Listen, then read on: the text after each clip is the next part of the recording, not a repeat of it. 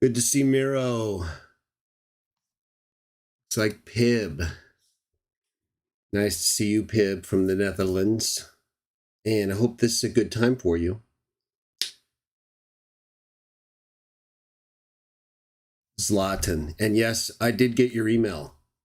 Very nice. Made me feel very, very warm inside. So thank you for sharing. I'm glad that was helpful to you. So we'll just continue to praise Jah and promote the teachings of his son and do the best we can to help other people, right?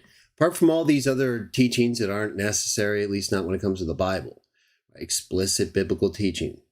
That's what we promote. We try to get along with everyone. Of course, we don't think we're like the only Christians, Christian Witnesses of Jah. No, we just are Christians who choose to focus on the clearest, most important teachings of the Bible, the God of the Bible, the Messiah of the Bible, right? And all this, of course, ties in everything related to those subjects. So Messiah of the Bible obviously entails salvation through Jesus.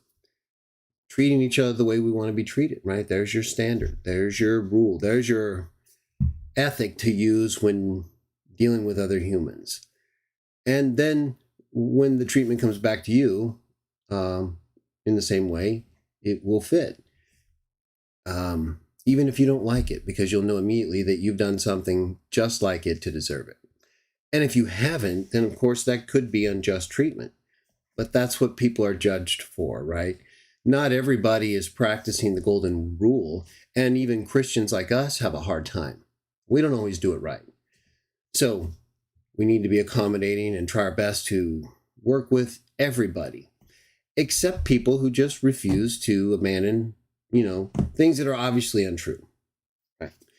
So like with Watchtower, right? We love many people who are in the Watchtower. If you came from Watchtower like I did, we understand, the progression that you go through and how early on when you're either raised in or you first come to know of Jehovah's Witnesses, there is a lot that is attractive from a social, religious perspective. And then you do see things, like the divine name that are unique in some respect, right? Maybe not entirely in the way they think, but these you don't realize all these other nuances or other beliefs that may be problematic, not usually until later, unless of course that's your first exposure, right? You saw something about them online. So not everyone's the same, but what I'm talking about is there are many people who genuinely and absolutely believe that Watchtower's teachings as they present them it's from God, right? All of it. And so no matter how much we may have learned that a lot of what they cling to in that regard, like chronology and prophecy, right? We're not talking about, we share with them identity of the God of the Bible, right? One God, the Father.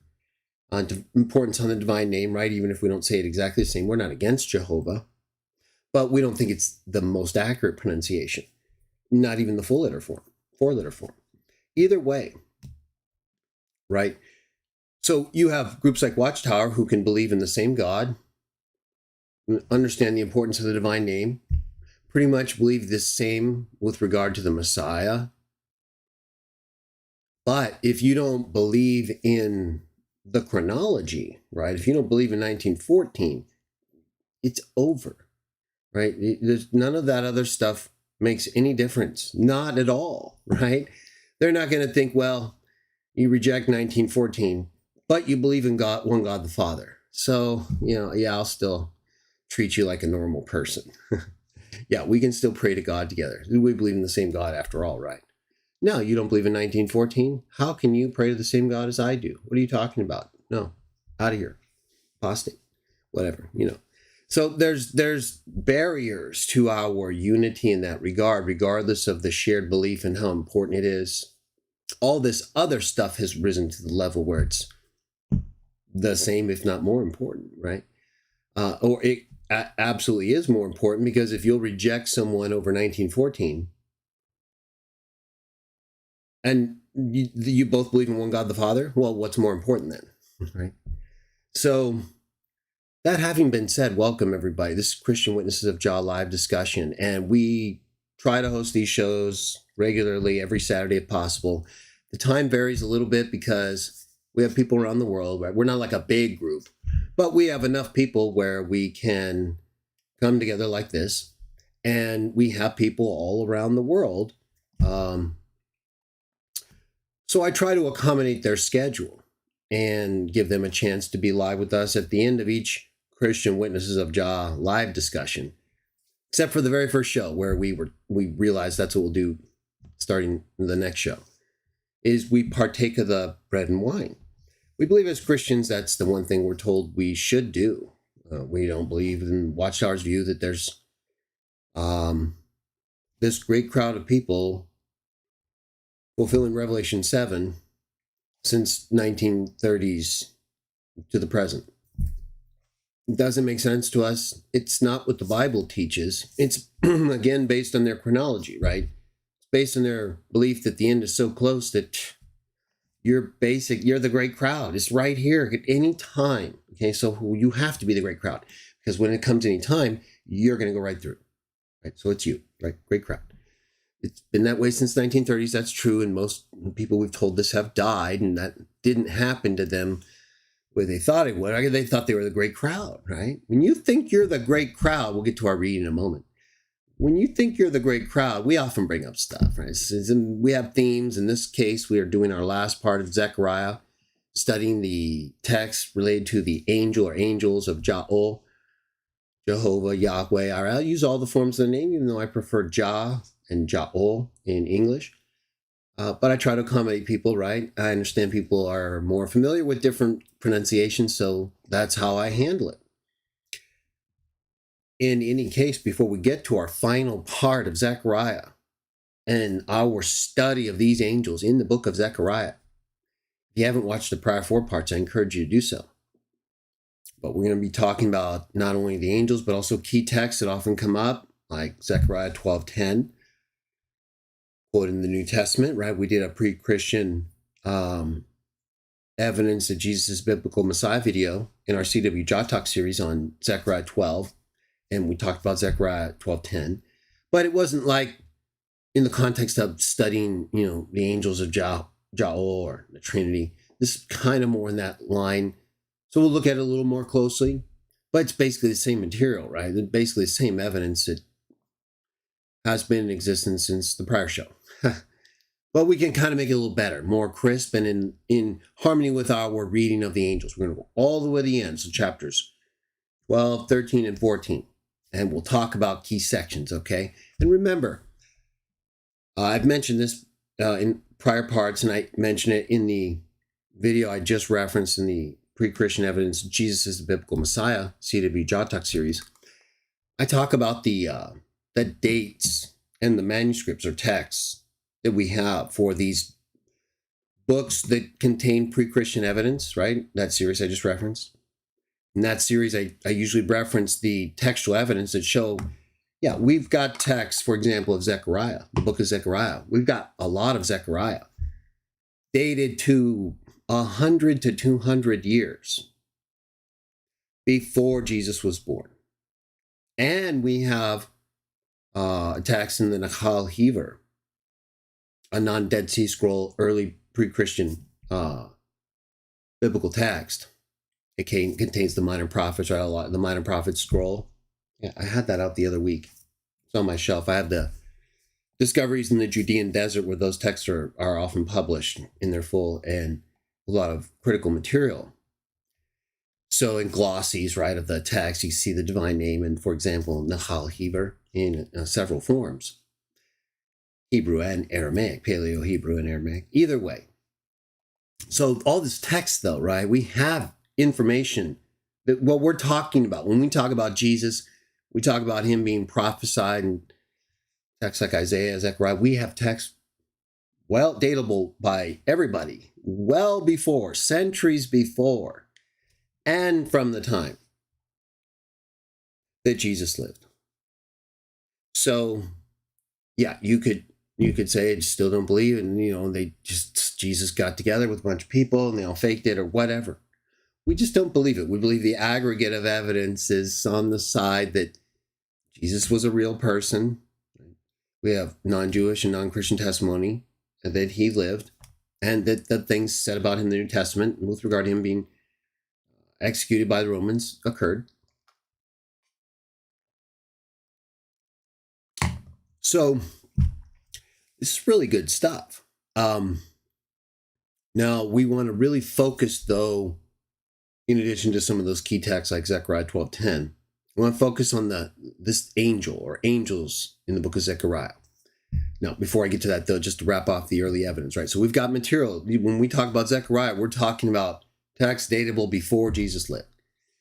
Now, there are times, like in some of the books of texts of Psalms, where we don't have pre-Christian texts, but the Jews who don't accept Jesus as the Messiah consider the text we don't have pre-Christian evidence for, but that have messianic prophecies applicable to Jesus. There's several examples of which are in that pre-Christian evidence, Jesus is a biblical Messiah series. C.W. Jah Talk Show. When the Jews who reject Jesus accept in their Bibles, Hebrew and translations, texts that everybody, even them, agree are from before Jesus lived, well, whether we have datable texts to the time before he lived, at that point becomes irrelevant, right? No one's disputing that. Well, maybe some atheists or others. But if the very people who absolutely reject Jesus as the Messiah of their texts say, yeah, this text, we don't have texts of everything, right? Just like with a lot of historical works, we lack a lot of textual data that's close to the time when they live, but the details are not usually disputed. And yet the Bible has a lot more datable textual and other information that supports the events that it describes, regardless of the date of the text and the translations we're using. Okay. So with that in mind, we're going to look at this. We're going to look at this pre-Christian text of Zechariah, right? And we're going to finalize our 5-part series on the angels of Jah. And we've seen to this point that just like in other books of the Bible, right? And again, I encourage you to watch the prior 4 parts. We don't just read the texts that are listed on the thumbnail from Zechariah, but we also consider other texts like a lot of the book of Acts chapter 7. I think that was in part 3, maybe 2. And we also talked about other texts like Hebrews chapter 1, and trying to get a good understanding of angels in general in the Bible. And this angel of the Lord, or angel of Jah, angel of Yahweh, that's singled out often by Trinitarians and by us, usually by us to show that Jesus is this special angel, or Michael, before he became a man, or by Trinitarians to show that he's this special angel that's Yahweh as an angel. So, I'm not going to get off on the whole, they argue with us, they're angels, and here they don't. I talked about that in the prior part, so we're going to move forward on things we need to cover. And we've talked about, just to summarize though, how in Zechariah, like in these other books, right? Genesis 18:19, we'll get to that separately. Joshua chapter 5, Exodus 23 and following, Judges 12, Acts 7, all these texts that talk about angels in the Old Testament, where the Old Testament presents them as God, as Yahweh or Yahweh, Jehovah, speaking, I am Jehovah, I am going to do that from the first person. Now,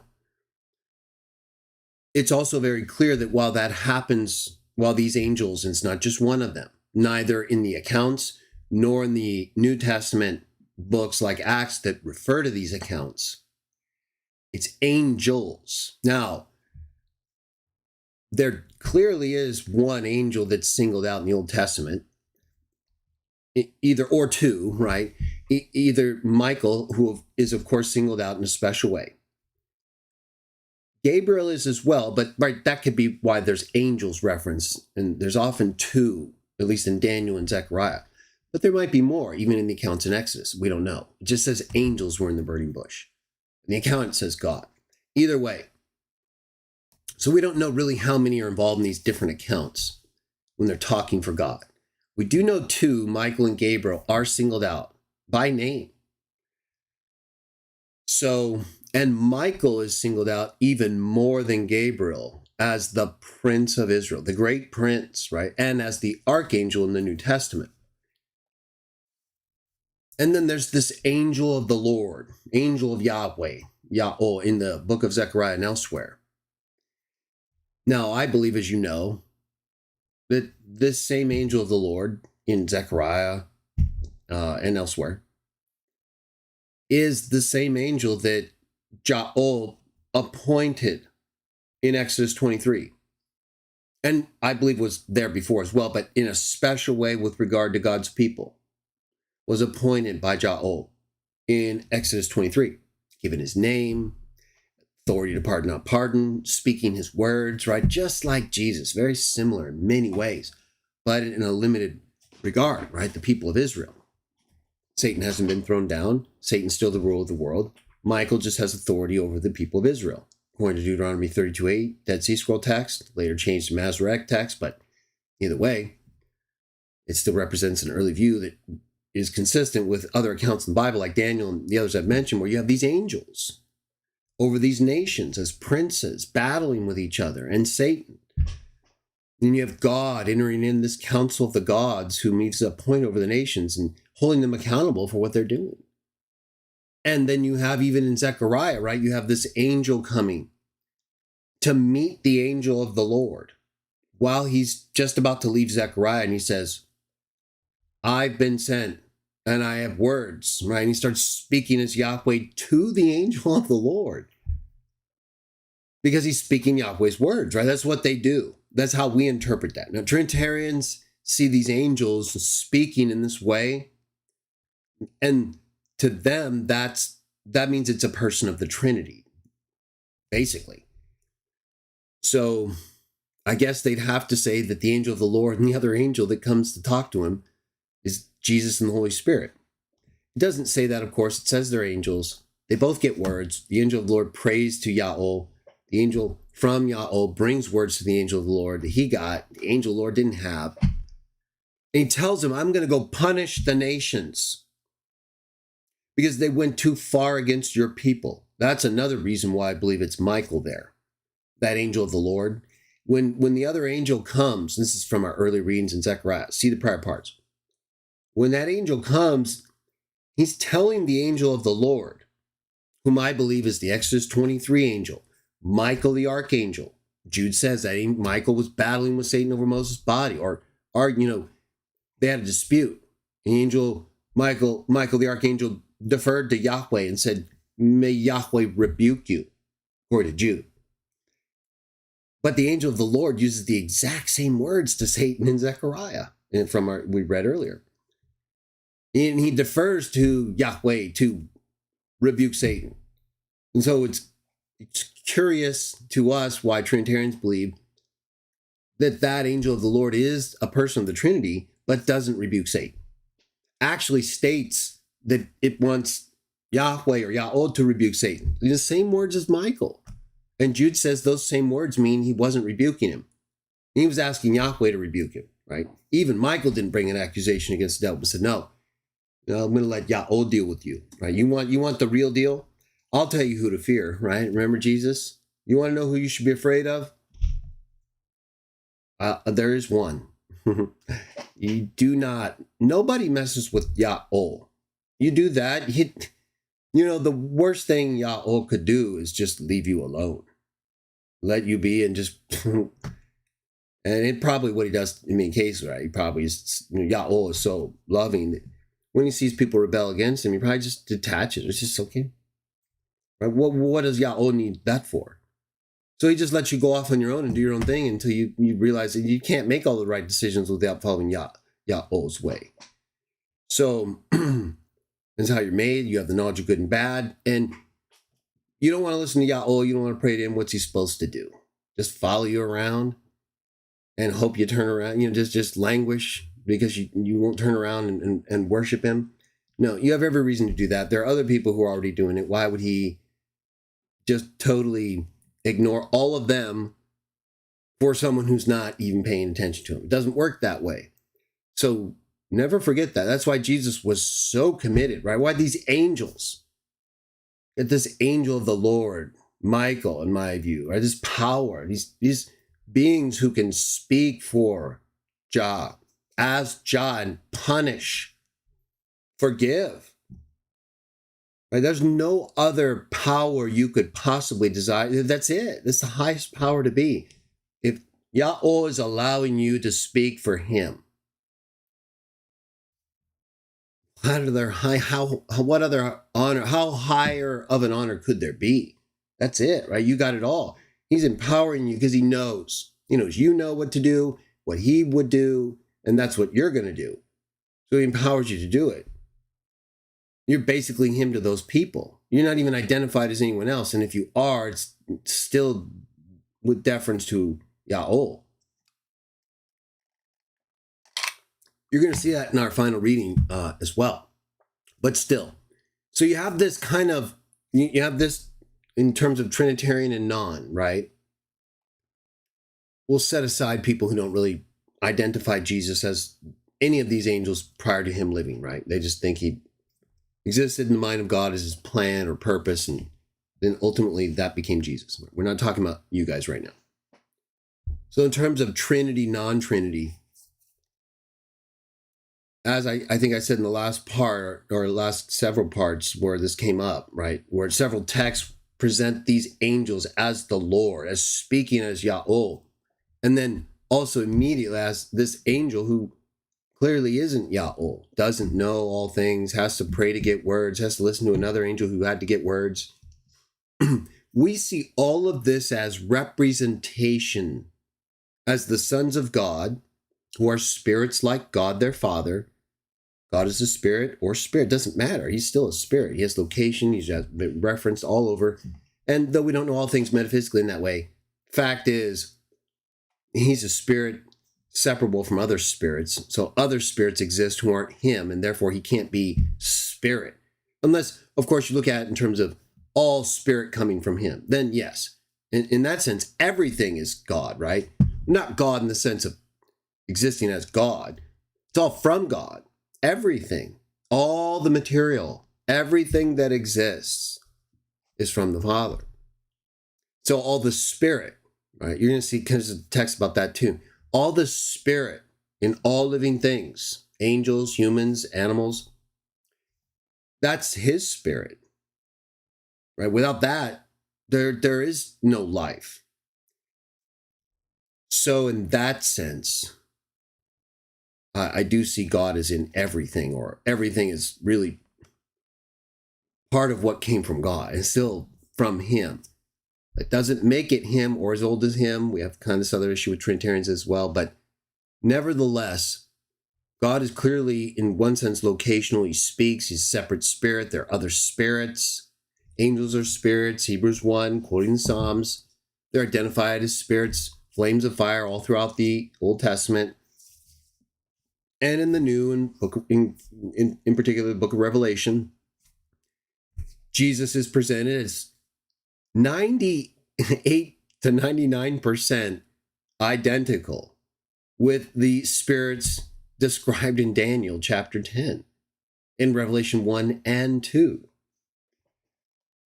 So we just don't see this Trinitarian theology, right? We don't see this shared nature between the Father, Son, and Holy Spirit, with Jesus as this special angel functionally, but still sharing in the same eternal essence as the Father.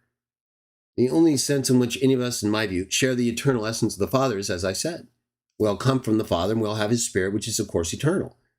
But not eternal in the sense that it exists in us, or as we exist. We're new creations in that sense, even according to the Bible. Both literal and figurative. Either way, we're not eternal, right? We have a beginning. Even though the material parts of us came from pre-existing beings, our parents. And the same with them all the way back to Adam and Eve, to the dust of the earth, to God. So, Outside of that, though, there's, to us, all these different spirits, but there's one God the Father. And the other spirits either represent that God or they don't. It doesn't mean they're not individuals, right? Michael's still Michael. Gabriel's still Gabriel. Gabriel said Michael was the only one standing with him. So obviously the angels have some autonomy. They're not forced to do things in ways that even God, when he's talking in some of the Old Testament accounts, right, it says, who will go, right? Who will go for us? Who will go and do this? And send a deceptive spirit. And that things happen metaphysically with these spirits in ways maybe we don't think about very much. It's hard. It's a hard concept. Same with the Trinity, right? It's not a concept. If the Bible taught the Trinity, if the Bible said, look, the apostles, New Testament, hey, yeah, there's this one God, the Father, and the Son and Holy Spirit. It's one God, three persons. That'd be it. There wouldn't be any like reason to say, oh, okay, no. We kind of maybe resist it now because we've been entrenched against Trinitarian thinking. When we reflect on what we would do if the Bible actually taught Trinity, you have to get past that initial resistance and say, okay, wait a minute. Do I believe the Bible or do I believe the doctrine? Okay, I believe the Bible because it represents a unique collection of information preserved over a long period of time in unique circumstances and ways that I can verify, right? I've got archaeology, I've got literature, I've got consistent, broad range of witnesses writing about events that can be corroborated by third-party writers, right? Theodorus, others, people write about the Jews, Christians.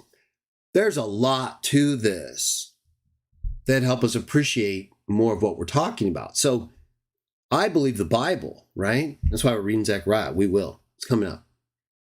If the Bible taught Trinity, I'd believe it.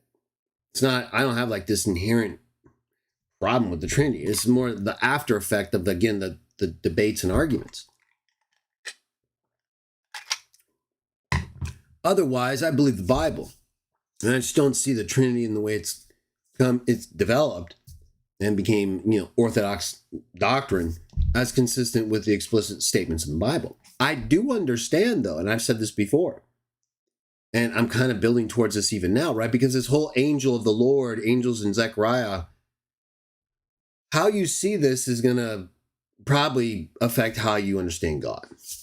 And if you're going to discuss the subject of the Old Testament angels, angel of the Lord, because, right, Trinitarians often will reject the whole idea of Jesus being an angel, period, right?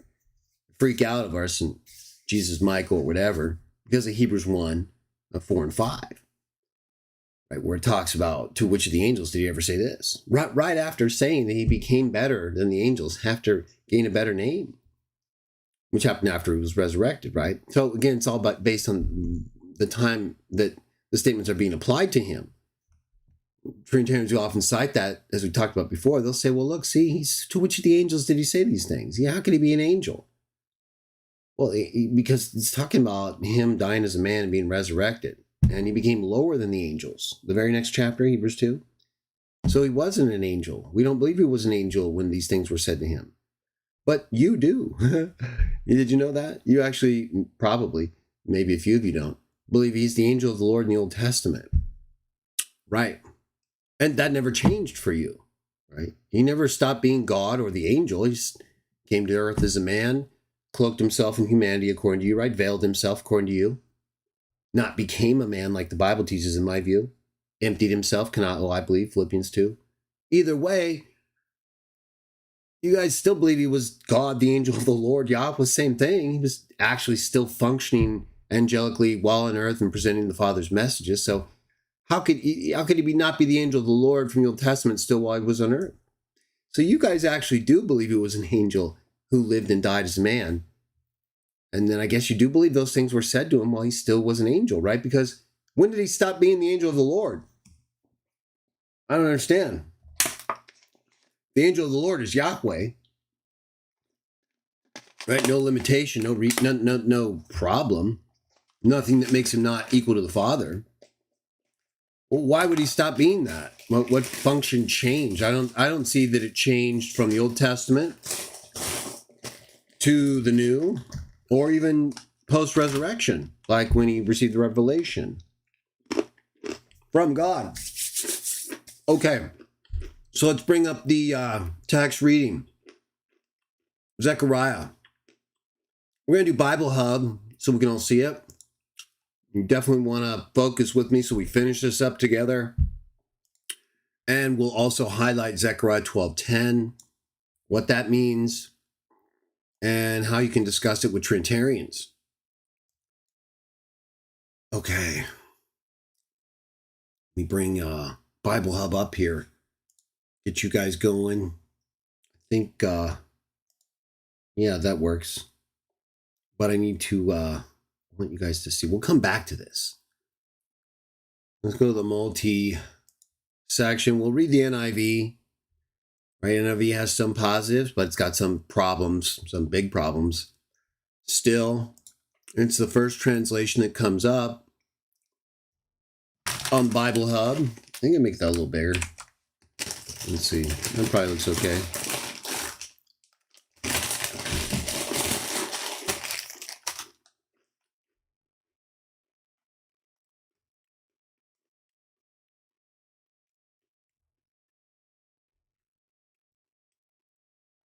Right, and then we got, what's good about this too, we've got multiple translations. We'll take a peek at some of them here. We had Zechariah 12:10.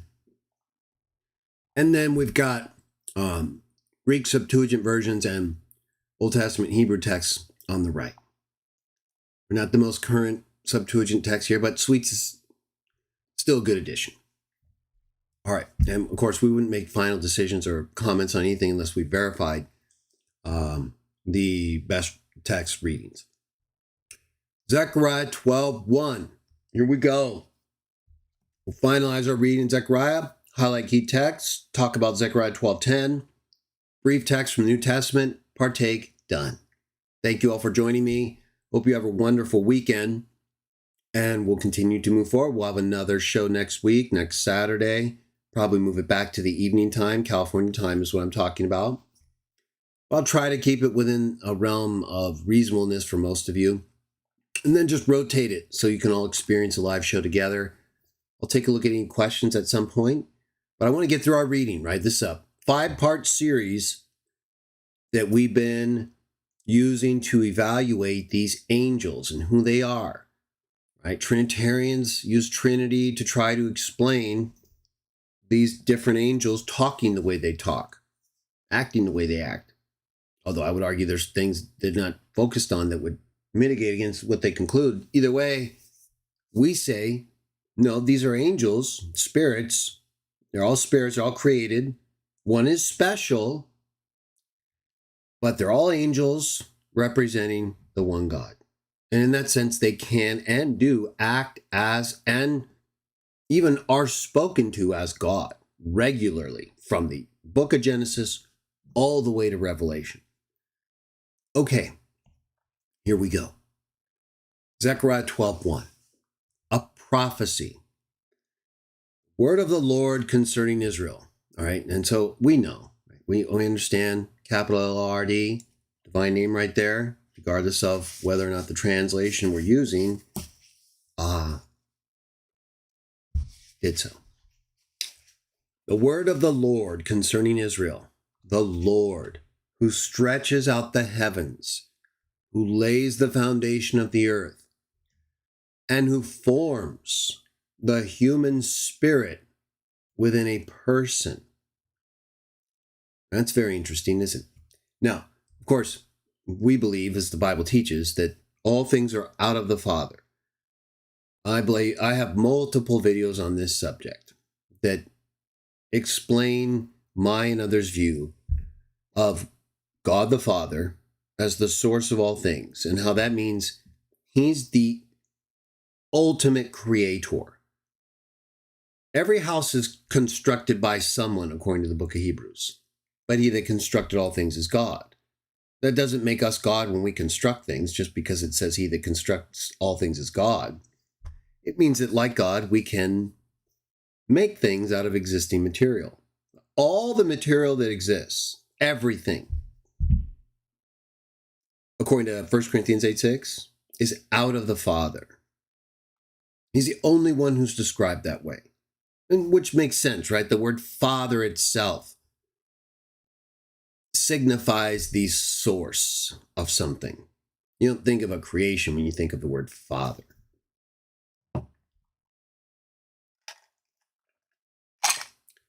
At the moment that everything came out of the Father, it existed. It was created. We believe, if you're someone like me, that Jesus was the very first thing out of the Father. We don't see a significant difference between created and born other than procedurally. There's obviously a difference in terms of how Cain was born and Adam was created. But they're both creations according to the Bible. You'll see that if you just look up references to creation that includes both Adam and Cain. So the fact that procedurally being born as your mode of creation is differentiated in that way doesn't make you a non-creation. However, not every creation is born like Cain was. Again, I mentioned Adam. Or you could say even Eve, right? She wasn't born. Well, she was out of Adam, right? So both out of and creation and born, they're all basically, did Cain come out of Eve? Yes. He really came out of Adam into Eve and then out of Eve. Either way, he didn't exist as a separate creation until he was conceived in Eve and then, of course, birthed outside of her. So he was actually created before he was born, if you think about it. But either way, he was still made from Adam's and Eve's pre-existing material. So it doesn't make him, from the time he was created in her womb, as old as the seed from Adam or the egg from Eve. We believe that when everything came out of the Father, the Son watched the Father put things together, like you see right here, stretch out the heavens, lay the foundation of the earth, form the human spirit. We believe, according to John 5:19 and other texts, Proverbs 8, Colossians 1, Hebrews 1, 1 Corinthians 8, as I mentioned, John 1, all these texts that put Jesus, we believe, in a personal existing setting cosmologically with the Father, consistent with Genesis 1:26, let us make, but also 1 Corinthians 8, right? All the Father and in and through the Son. We believe that when the Son was the first one out of the Father then used the Son cosmologically as the agent and passive source through which the Father created all things. That doesn't mean the Son did nothing. The book of Proverbs and elsewhere shows he was active. Hebrews 1, quoting the Psalms, would only be applicable to him in the fullest sense if he actually had a role in creation. You could argue it's only talk about him in the deathless sense, contrasted with creation that passes away if God doesn't keep it standing. But certainly also applicable to him in my view, based on Proverbs 8 and elsewhere, Hebrews 1 through 3, in fact, right? The cosmology surrounding Jesus in the Bible is incredibly powerful and descriptive in terms of, right, he's holding all things together with the word of his power, Hebrews 1, and still it's God creating all things through him, right? So we don't believe Jesus is the source of the ultimate creator. And Trinitarians will refer to Jesus as the creator because of the way they understand Colossians 1:15 through 18. All things were created by him, right? They see by there as like, created by him, right? He's the one who created them. When in fact, he was just described as the firstborn. And the very same structure used there is used in 1 Peter chapter 3 with regard to the Father subjecting all things to Jesus. So we believe, and as that chapter goes on to I believe prove, as it gets to Colossians 1:19, right? God saw good for him, the implied subject. There's an implied subject, God, even before verse 15, into verse 19 and chapter 2. So I have videos on that if you haven't seen them and you want more information. We believe, though, that unlike Colossians 1 teaching Jesus created all things, that text is like 1 Peter 3 talking about what God did to or through him. 1 Peter 3, Colossians 1. In case 1 Peter 3, subject all things to him after resurrection. Colossians 1, create all things through him. So he's the firstborn out of the Father, and the Father creates all things through him. Other is appropriate there because it's appropriate several times in the next verses throughout the rest of that chapter where all things is used.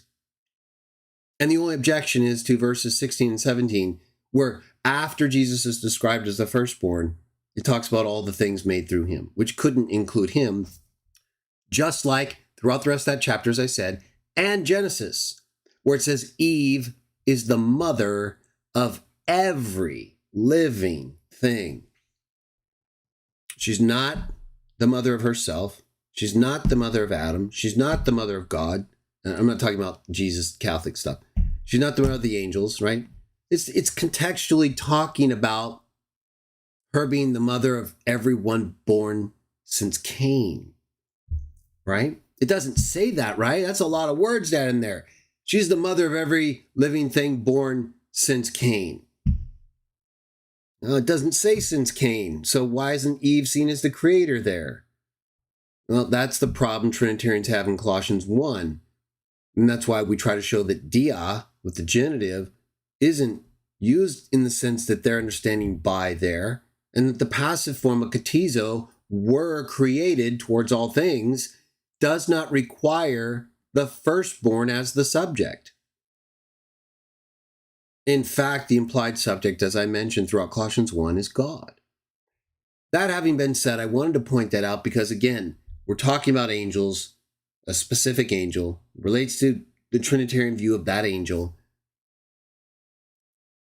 And now we're reading a text where, in the context of angels speaking for Yahweh, Jehovah, it says the word of the Lord concerning Israel.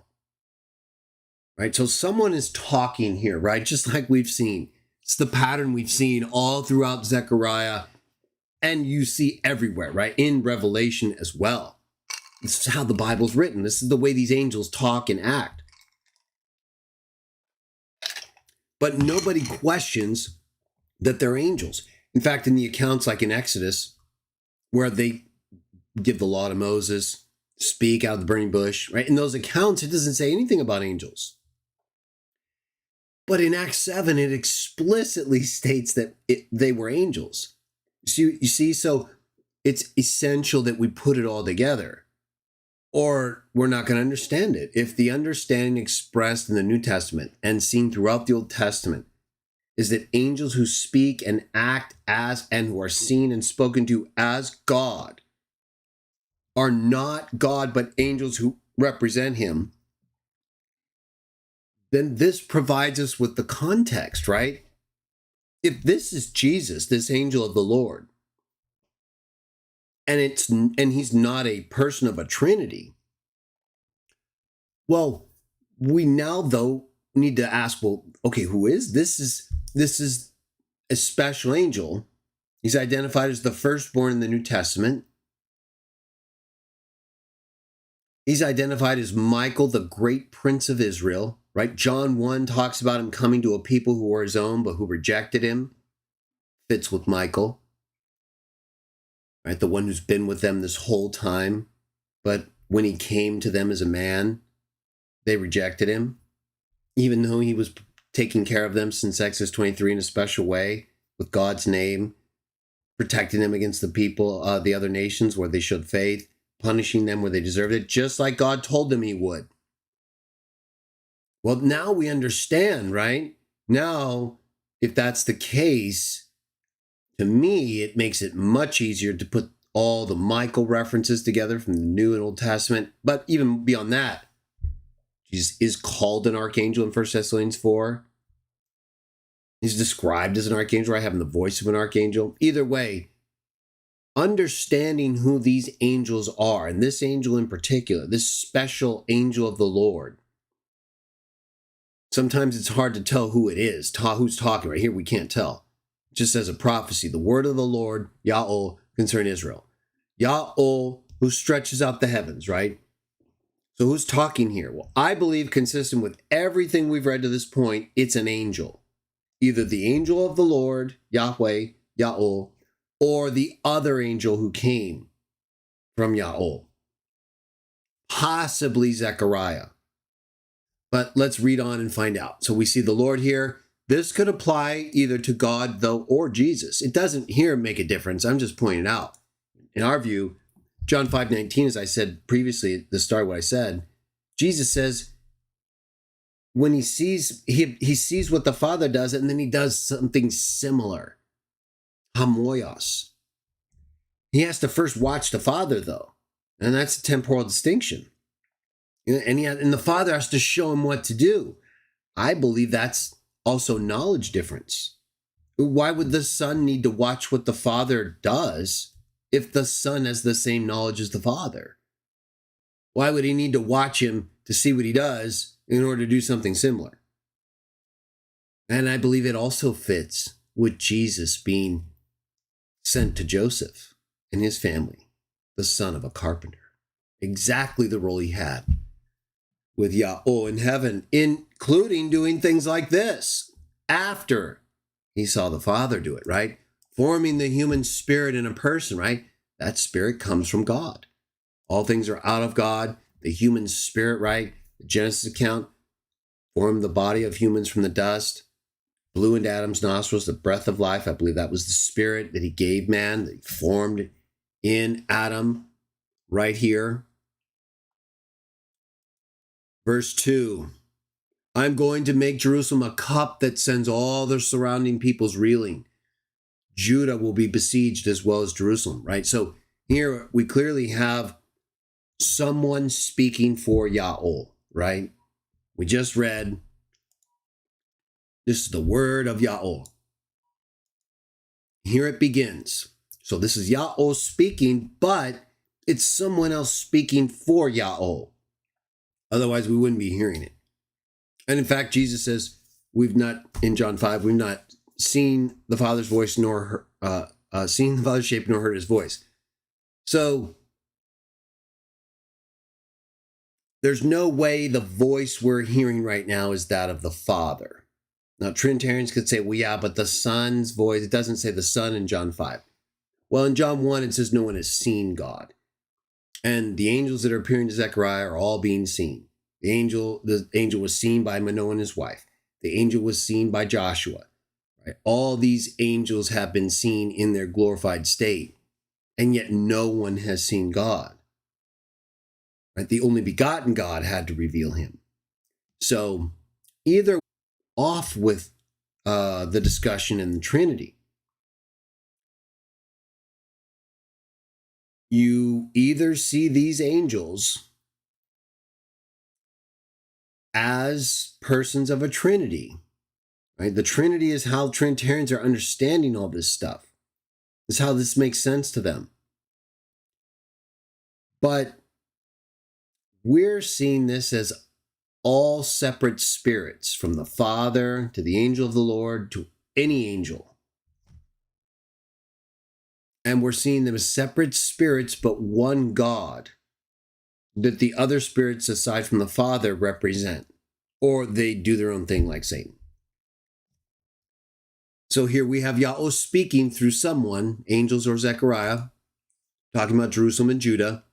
We're not going to get into a lot of the details outside the angels and certain Trinitarian stuff, because that's kind of the focus. On that day, when all the nations of the earth are gathered against her, I will make Jerusalem an immovable rock for all the nations.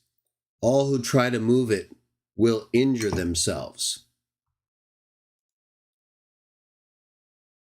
On that day, I will strike every horse with panic and its rider with madness, declares Yahweh.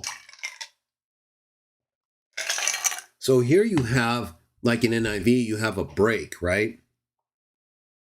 Here, whoever is speaking for Yahweh breaks and tells you, right? Because it's kind of strange, right? It's just the way these texts were written. We live in a time,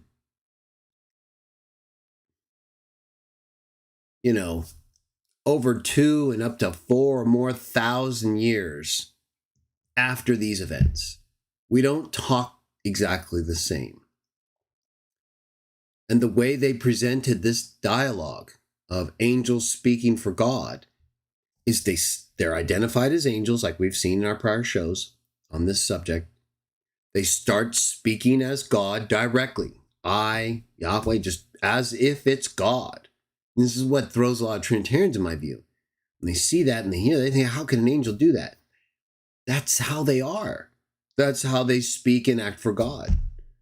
Right? Even the angel, like I've said before in Revelation 22, that John bows down before. He mistakes him, right? He thinks this is really God or Jesus. It's really the one who's been appointed on God's throne. It might be the archangel, right?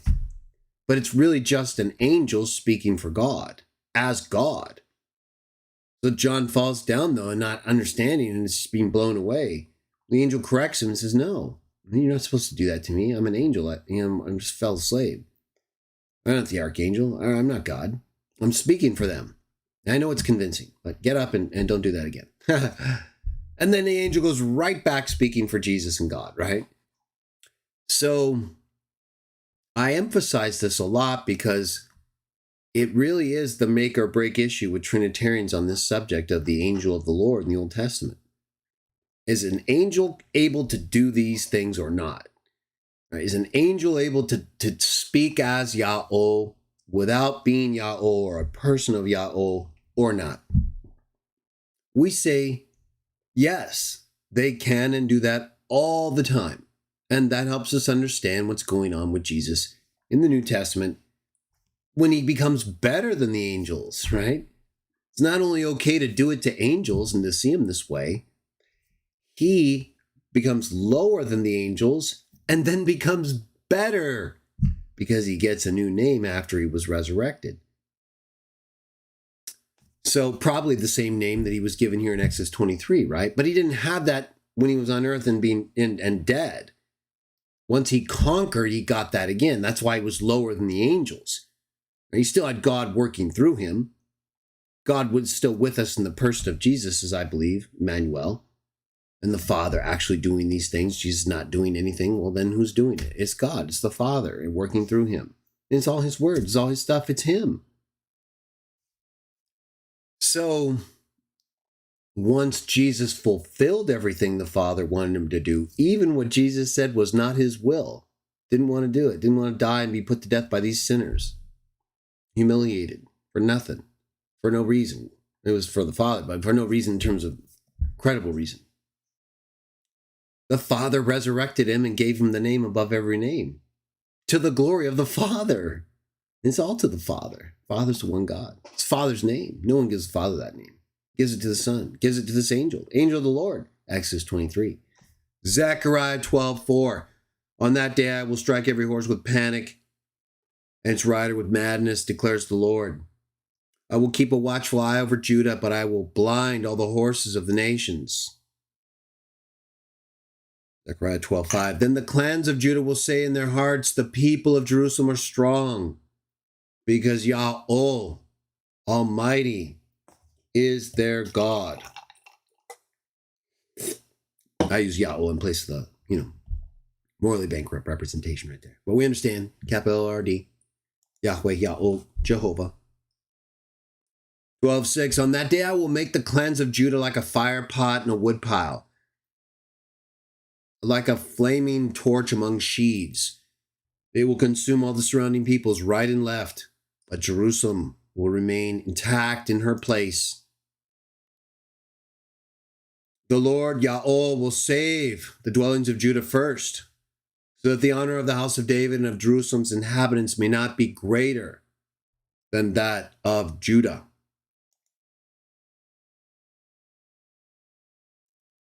On that day, the Lord will shield those who live in Jerusalem, so that the feeblest among them will be like David, and the house of David will be like God, like the angel of the Lord going before them.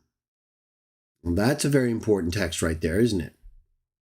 You see, once again, right, we saw this in Genesis with regard to the blessing that God and the angel gave. But here we can see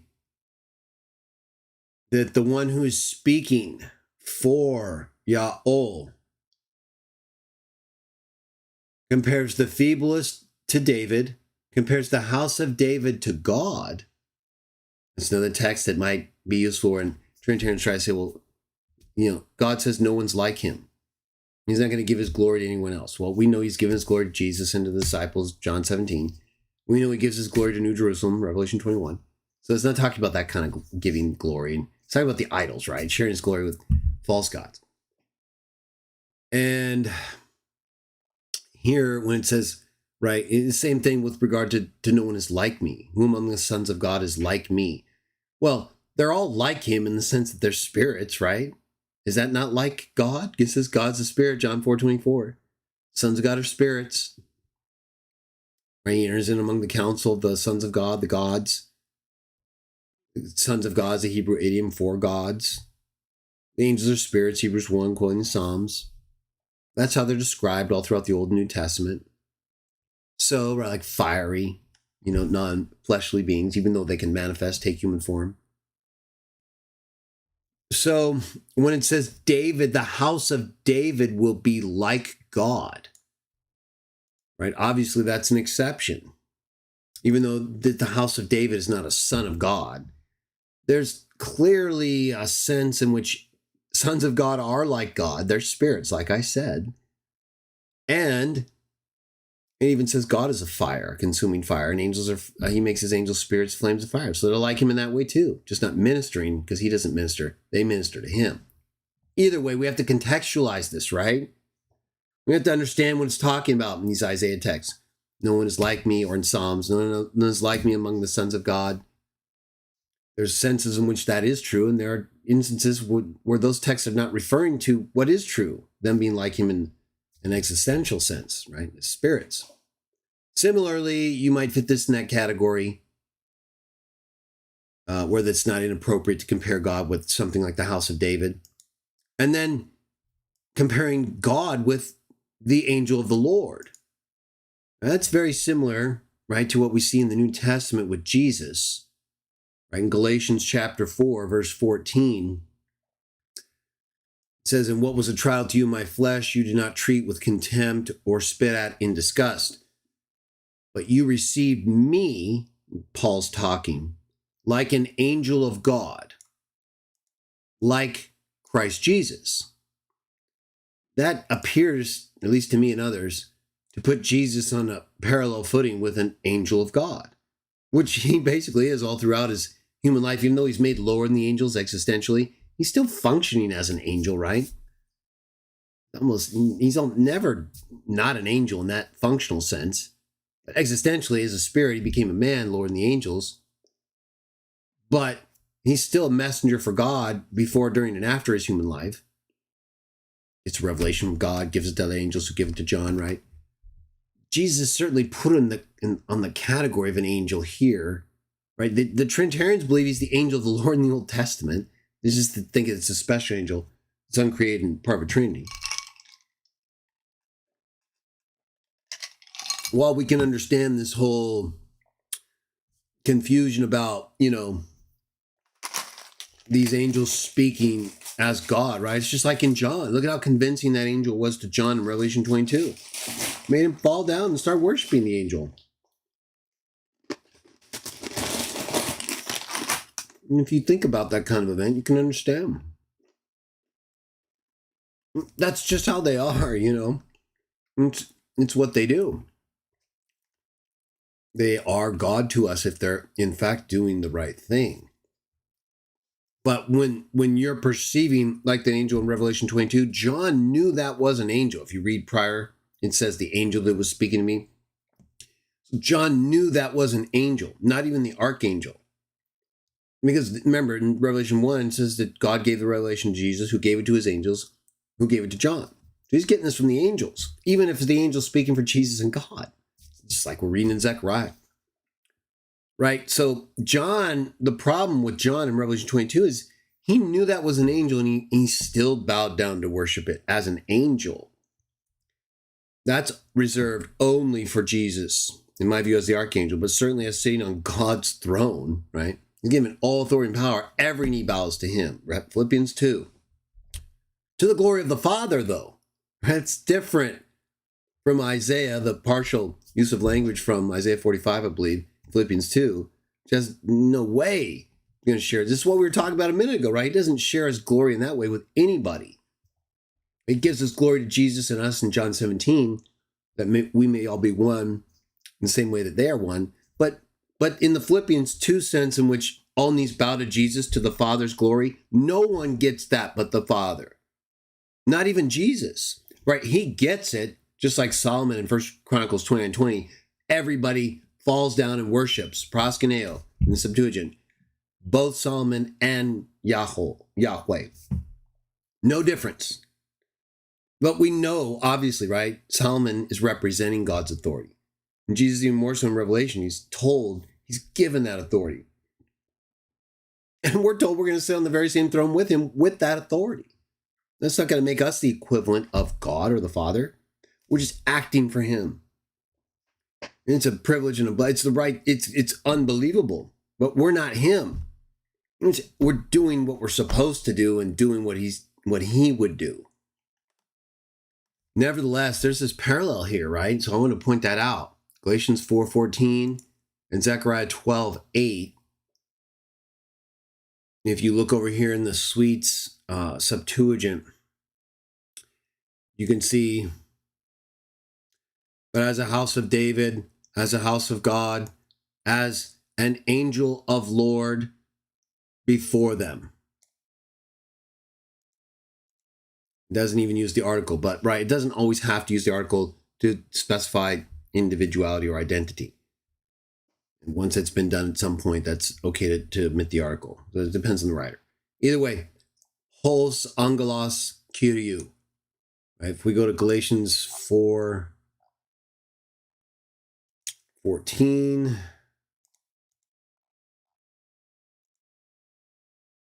hos angelos kyriou, Zechariah 12:8.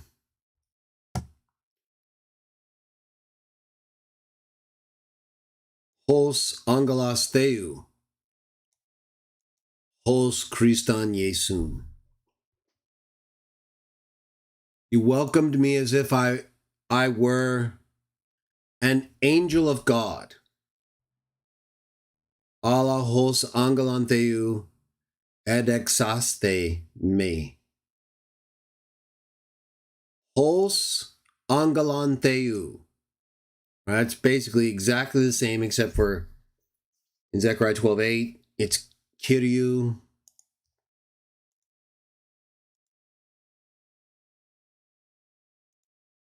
And in Galatians 4:14, it's theos or theou. Back to it.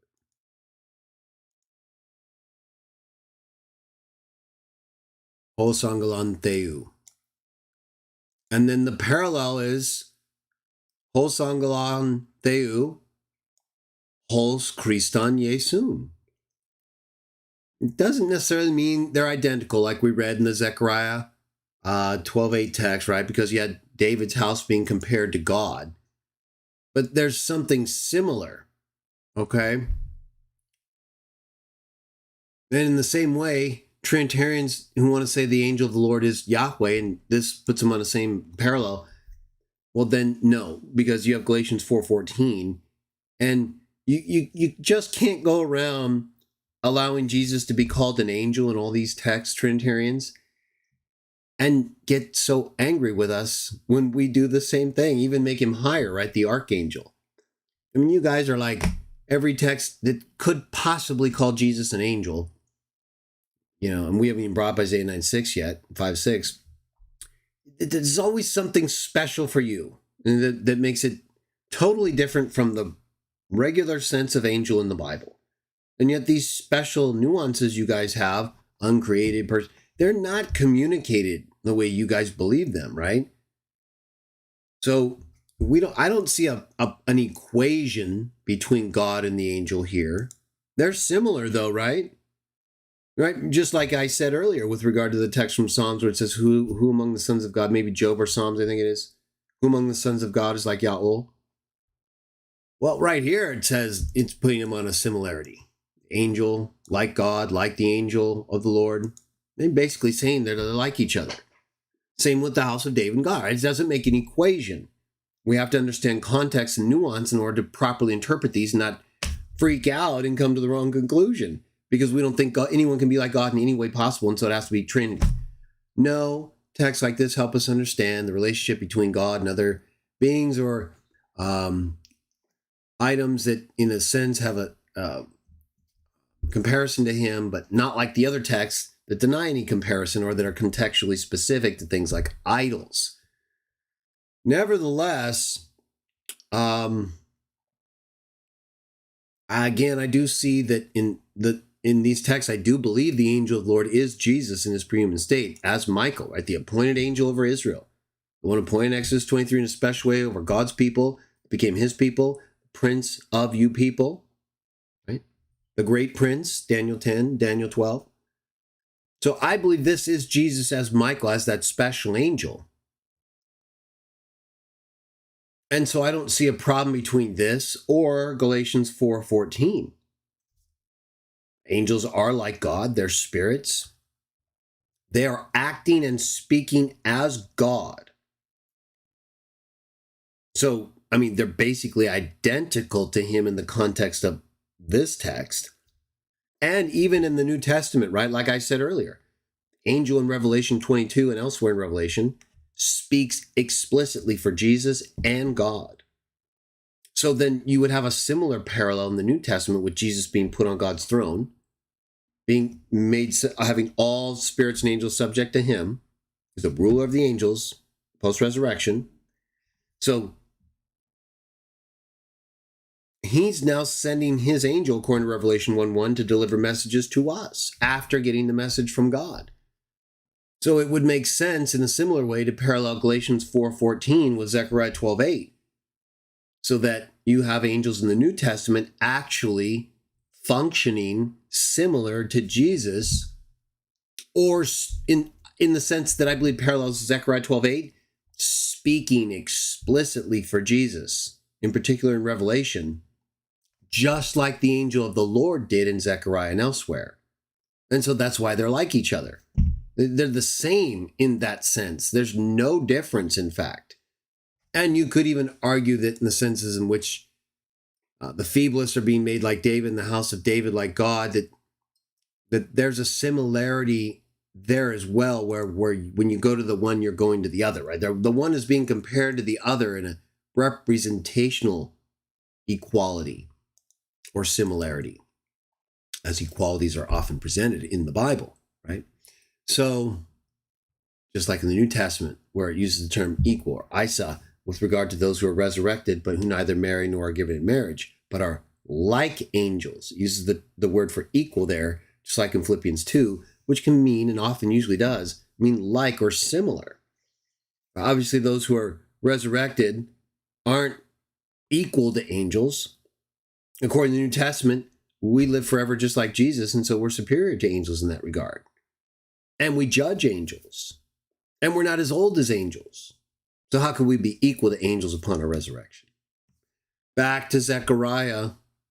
Let me just real quickly, though, check the chat.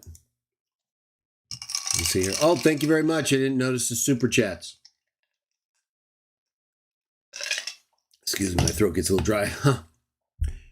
Thank you for Everett and Pib. Yes, well, we don't use super chats and live chats to bring up proposals from people I don't even know, or it's not a good idea to bring up requests for totally unrelated shows and subjects during this type of live stream. So please don't do that. If you want to participate in people I don't know shows, then go ahead and do that. You should never be involving me or anybody in anybody's plans or activities. It's so inappropriate. I can't believe anybody would do that. So don't do that.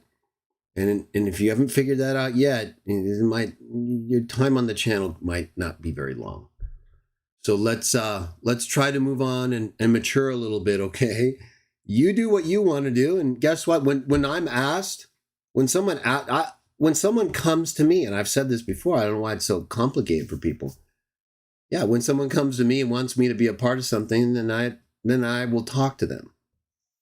But if you're not that person, you don't represent me, I don't know what you're doing talking about any of this stuff. It's very strange, and you should be spending your time helping the poor and the lowly rather than trying to create, discussions. Don't do that. That's terrible. Good to see you all. Let's move forward. Appreciate the super chats. Good to see Pib, Everett, Trevor, Amalfo. I'm in Southern California in the Riverside County, kind of near San Diego, North San Diego, Amalfo. In a town called Murrieta. It's right near to, I'm right on the border of Murrieta and Temecula, basically. Good to see Trevor, Miro. Very nice. TKS, Dave Bissack. Very good. And anyone else if I've missed you. So let's get back to our reading. I just want to see how you guys are doing. Please don't involve me in your endeavors. I have a lot already that I'm involved with. If you think someone would enjoy talking to me, you can tell them where to find my channel, and they're more than capable, I assure you, of making contact with me. And if you want to speak with people, I've never even heard of some of these people that, Everett was mentioning. But again, it's just not appropriate. I don't want to go on and on, but, I'm kind of just, once again, Everett is like, seems like it's always either a question that we've covered many times, right? Or some involvement with things that have nothing to do with what I'm talking about. I do not appreciate that at all. Zechariah 12:9. Let's get back to it. On that day, I will set out to destroy all the nations that attack Jerusalem. Right? Look at this I again, everybody. And I will pour out on the house of David and the inhabitants of Jerusalem a spirit of grace and supplication. Okay, who's talking here?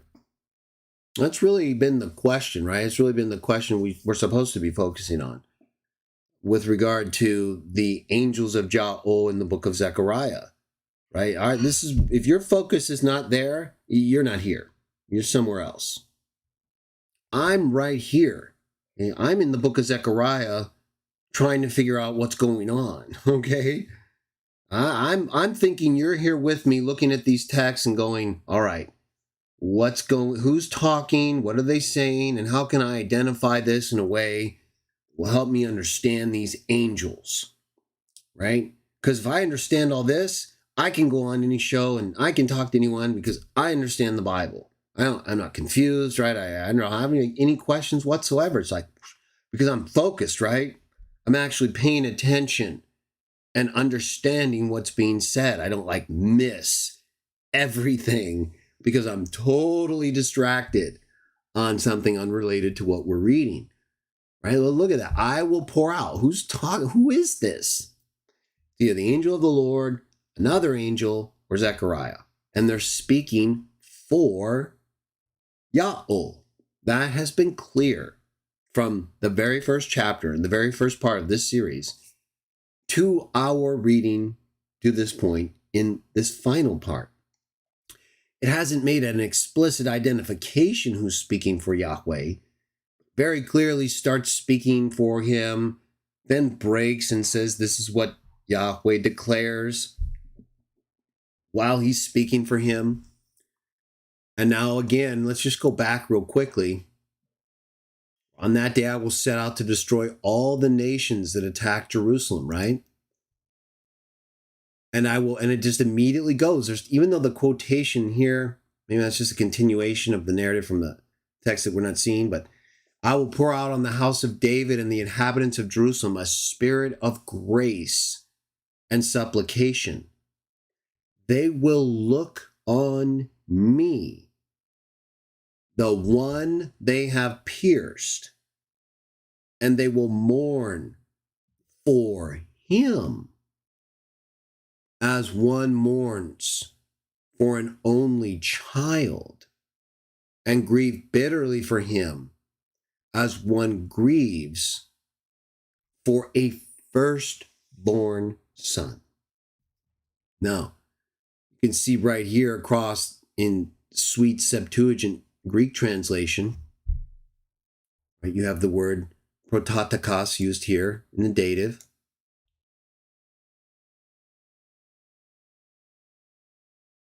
And you have agapeto used for what is basically an only child, right? It's very similar. Loved one, right?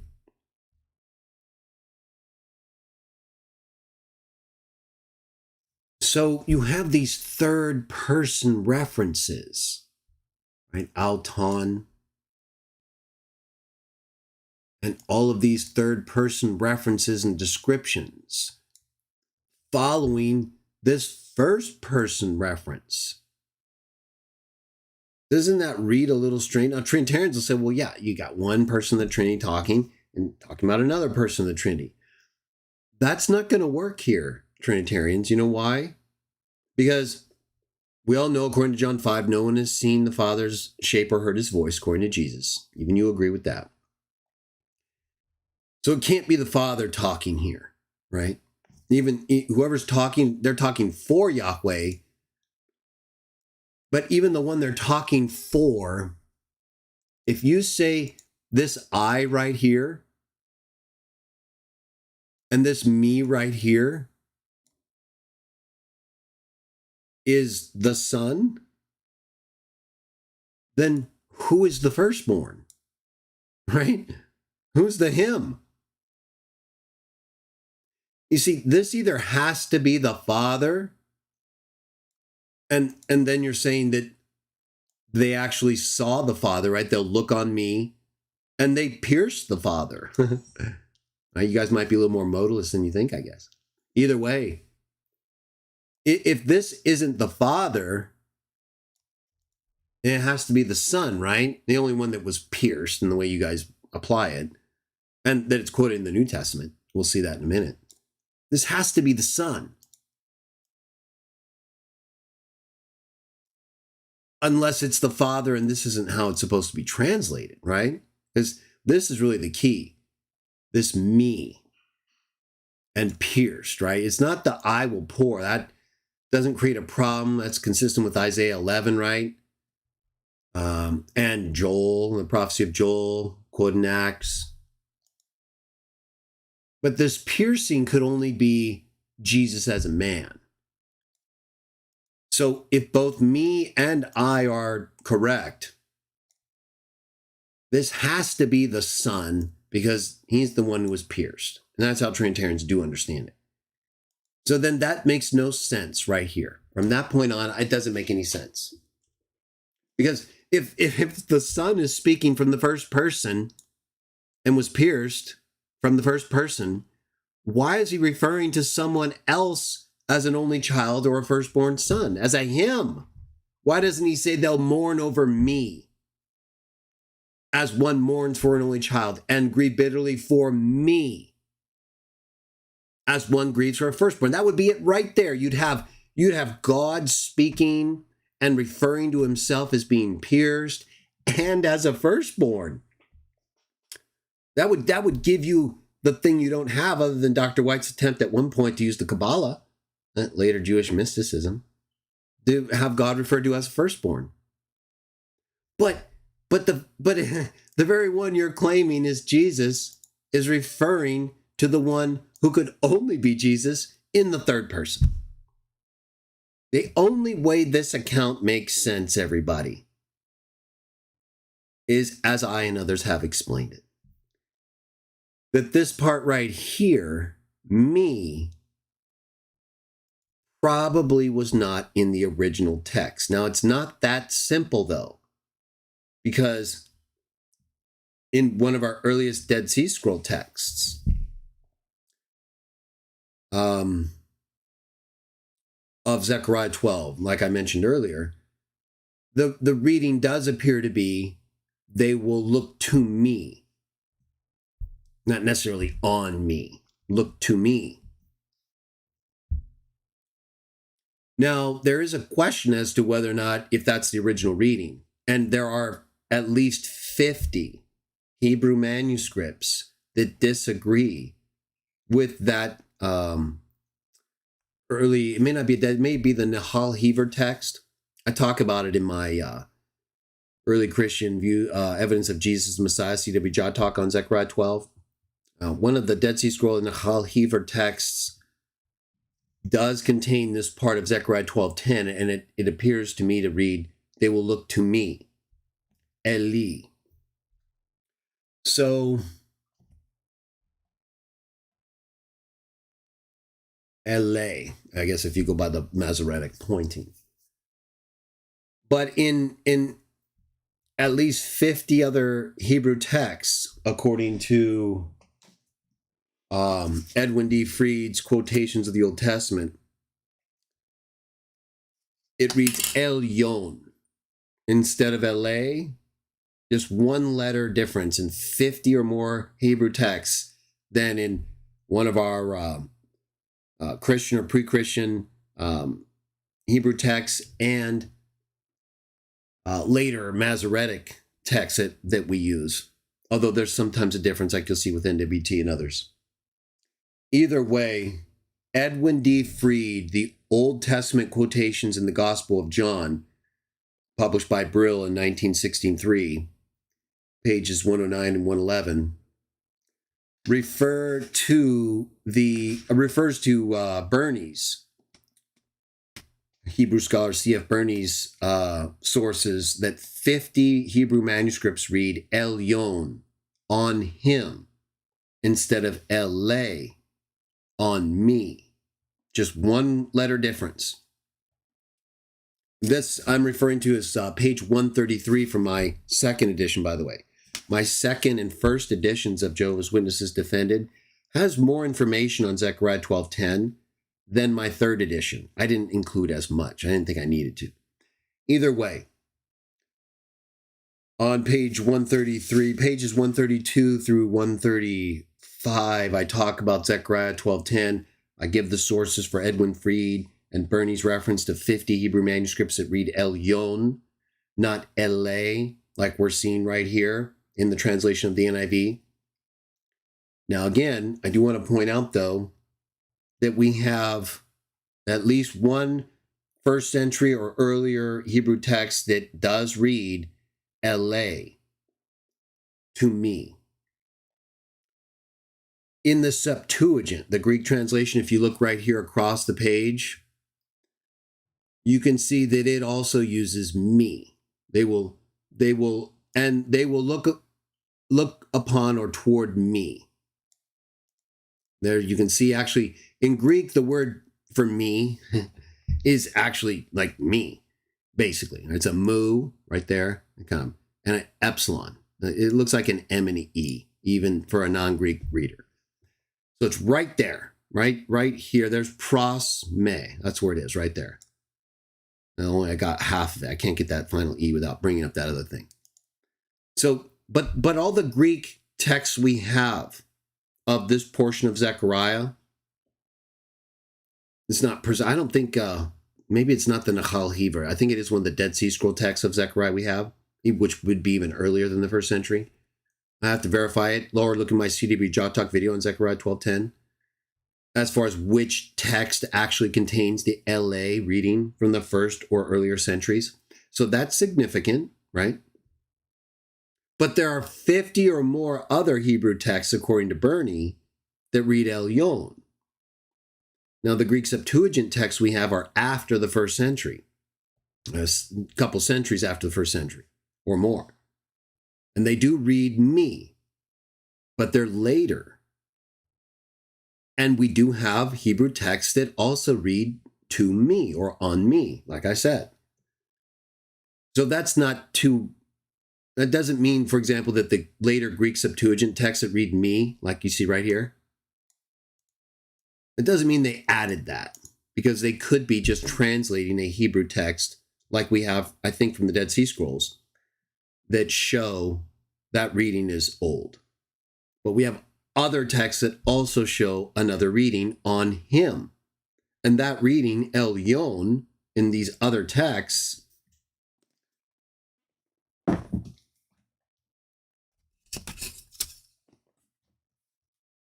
is consistent with the rest of the narrative that we just read, right? The third person references. If the Hebrew actually originally read on him, well, look at how it would sound. I'll pour out on the house of David and the inhabitants of Jerusalem a spirit of grace and supplication. They will look on him, the one they have pierced, and they will mourn for him as one mourns for an only child, and grieve bitterly for him as one grieves for a firstborn son. This is like perfect, right? The only oddity is when you put me in here. It doesn't really make sense, especially the way Trinitarians understand this. Because then you have the son referring to himself being pierced, but then referring to one as the only child or firstborn in the third person. There would be no reason why he just wouldn't keep using the first person. It's right here and right here. So why is it changing? Something seems to be off. And we definitely have variances in the Hebrew texts that show a difference that's based on one single letter. Okay, so is that all we have, right? Is all we have the variants and readings and the narrative first and third person references?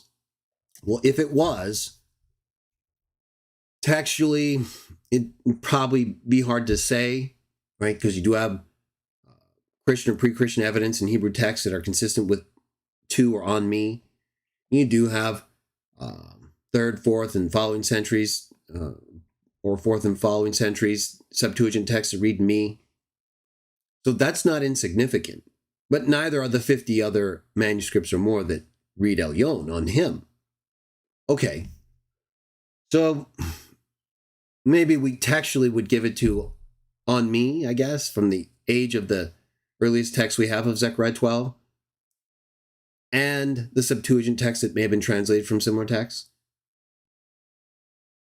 And narratively, I would have to say it goes to him, right? Narratively, it almost makes no sense at all the way Trinitarians read this and understand it. Because the very one they want to be the me can't be the only child or the firstborn narratively, right?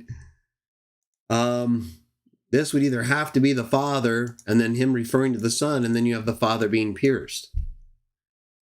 Otherwise, it just seems like you're really going to have to try to rework things to get Jesus as the I and the me, and also as the he, only child and firstborn. It doesn't fit for me.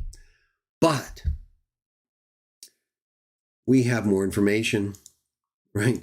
We have more information that I believe and that I have shown in my writings, including my first and second editions. I think even in my third, just a little different. And in my CW Jah Talk video on this subject. John 19:37. We'll go ahead and just bring it up real quick in the Bible Hub. John 19:37.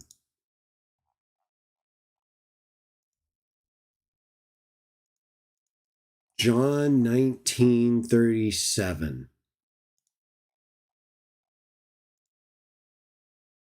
All right, so you have in the Septuagint text, the Greek translation. Right now, they're later copies, like with the New Testament. But if John was aware of the Greek Septuagint translations of Zechariah 12:10 that used me, and aware of the Hebrew text that used on me, LA, and not aware of the Hebrew text that used Elyon on him, Why does he quote the scripture, Zechariah 12:10, like this?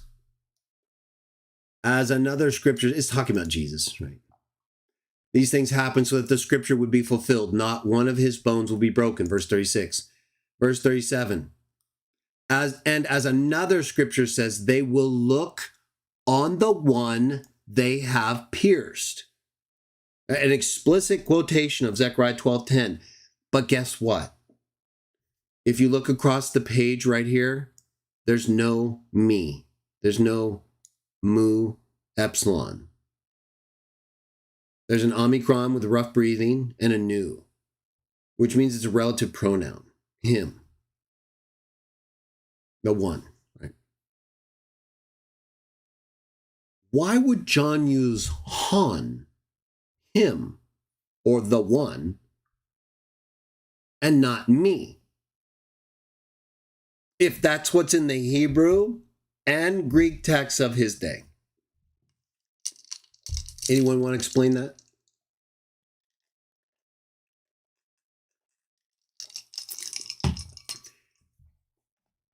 I can't think of any reason, right? Other than that's not what was in the text he was quoting. What was in the text John was quoting is right here.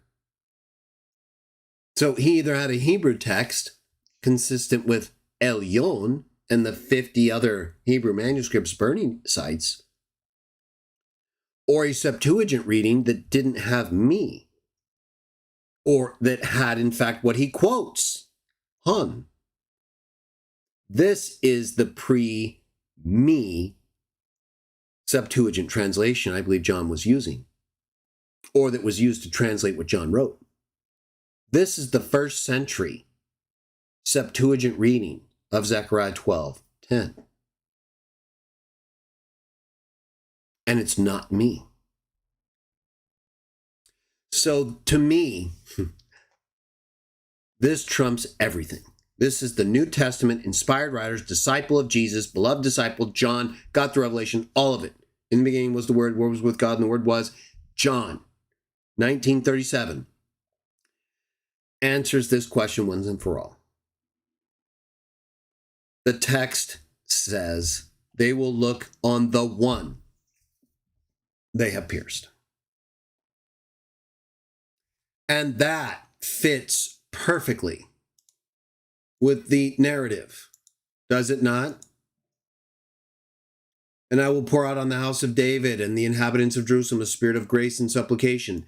They will look on the one they have pierced, and they will mourn for him as one mourns for an only child, and grieve bitterly for him as one grieves for a firstborn son. Perfectly, right? Perfectly. So Trinitarians can believe what they want. If they want to try to make sense of this being Jesus and me being the original Hebrew or Greek reading, and how that fits in with the rest of the narrative that's a third person reference to the one who could only be Jesus, right?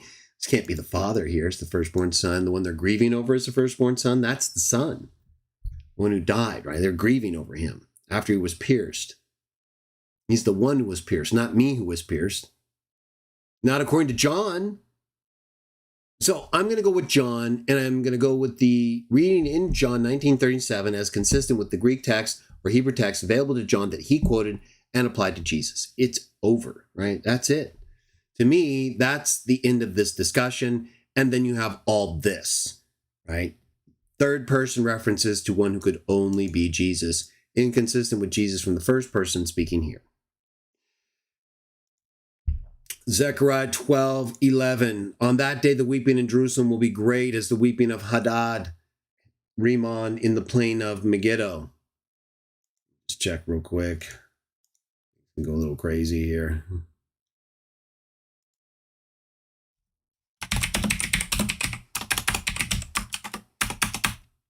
All right, we'll go back to this.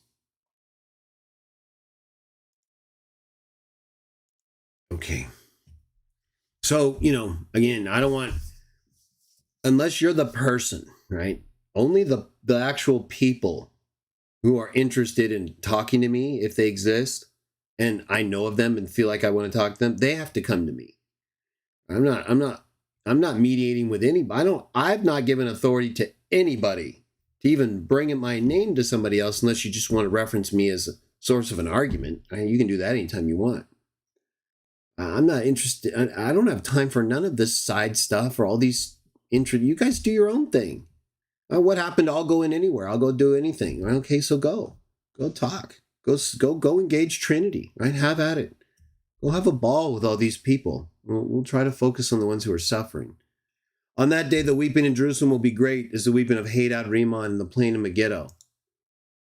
Verse 12, the land will mourn, each clan by itself, with their wives by themselves, the clan of the house of David and their wives, the clan of the house of Nathan and their wives.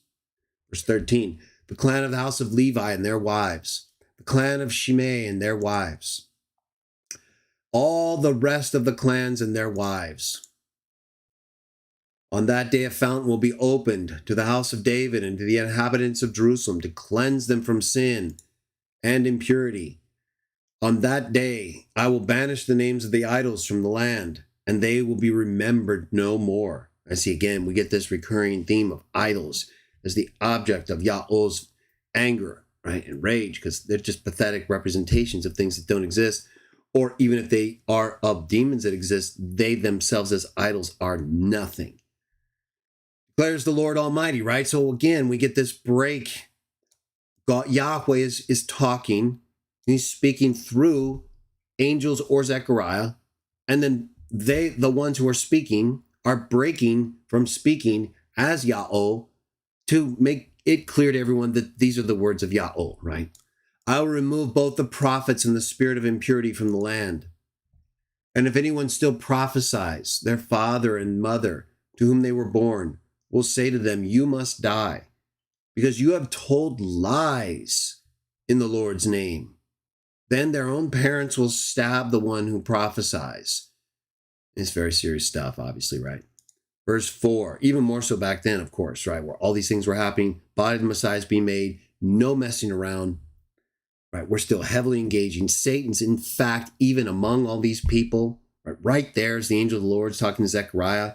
Other angels are coming. He wants to know what's happening and try to interfere with it as much as possible, right?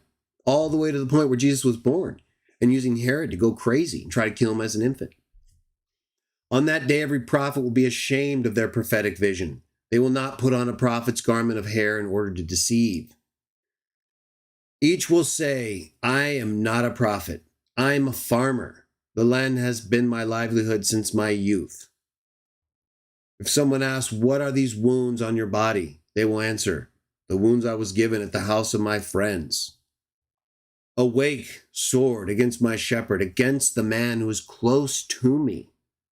You got to be careful who you trust. We all do, right? We cannot trust anyone. Not you, me, and not me, you. You have to demonstrate this, right? We have to show who we are. That doesn't mean we have to be perfect. We're always doing everything the way someone wants us to do it. Far from it. You just have to be who you are and trying to be like the Christ, to do what he did. Not putting your brothers or others in positions where they're not able to grow, right? Where they're just in this endless cycle of confusion and argument because you can't snap out of it or someone else can't snap out of it. We're out of it, which is, we don't know what a lot of these people are talking about most of the time. We do spend our time with a lot of these people, right? I mean, what is your motivation here? You need to think about what you're doing. I need to think about what I do, right? I think I've shown that even recently. If I'm not praising Jah, I'm not doing anything but vanity. Strike the shepherd and the sheep will be scattered, and I will turn my hands against little ones, right? We get also, again, another break right here. Declares the Lord Almighty. Someone speaking for him. The word of the Lord came as we start out reading in chapter 12, verse 1.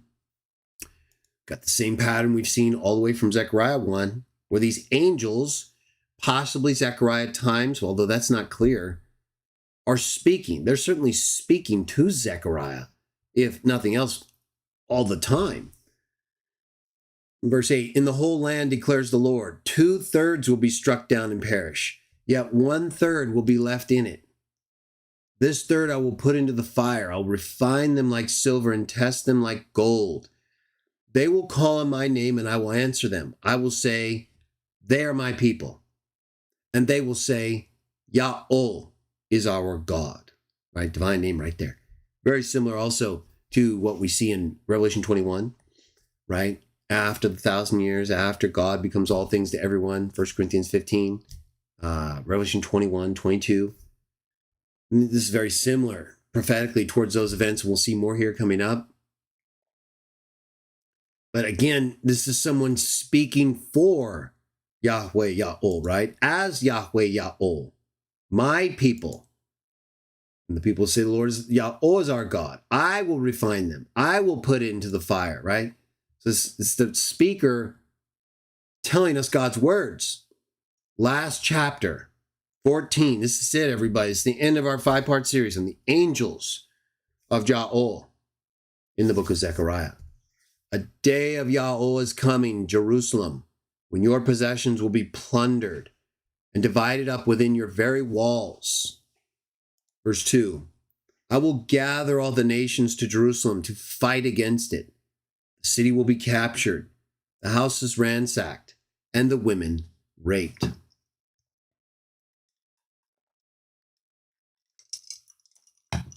Half the city will go into exile, but the rest of the people will not be taken from the city. Let me break real quick here and just address this issue of Yahweh's mercy and justice and kindness, and whether he's a bad person because he allows things like this to happen, or infants to be killed in the Old Testament, right? We get people who, they'll come to religious channels and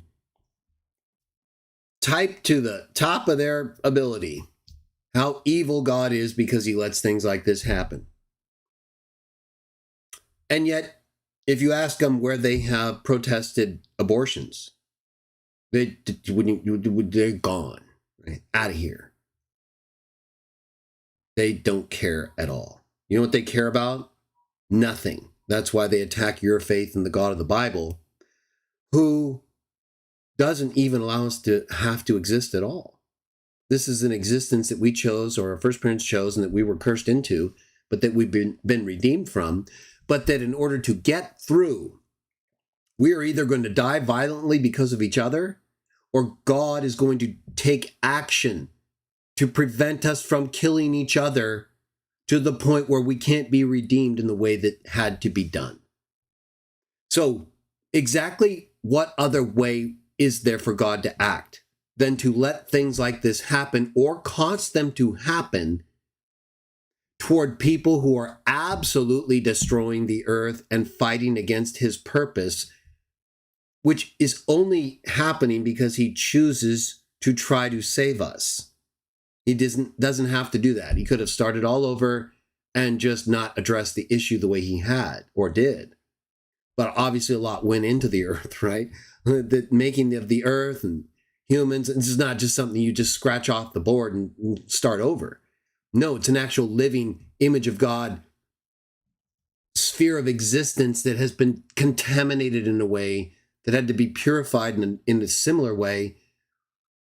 But in order to even get past any of it, God is the one enduring this stuff. God is the one enduring people who abort their children, right? Destroy the most defenseless being in existence, human being, right? One who's not even out of its mother yet, but who's in existence as an actual fetus, a living thing.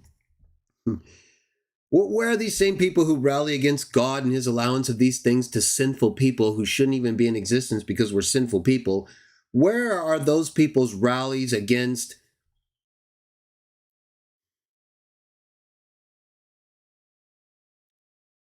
anal abuse? Where are you out there speaking against being women sodomized? Where's the outcry against sodomy? That's terrible. That's abuse.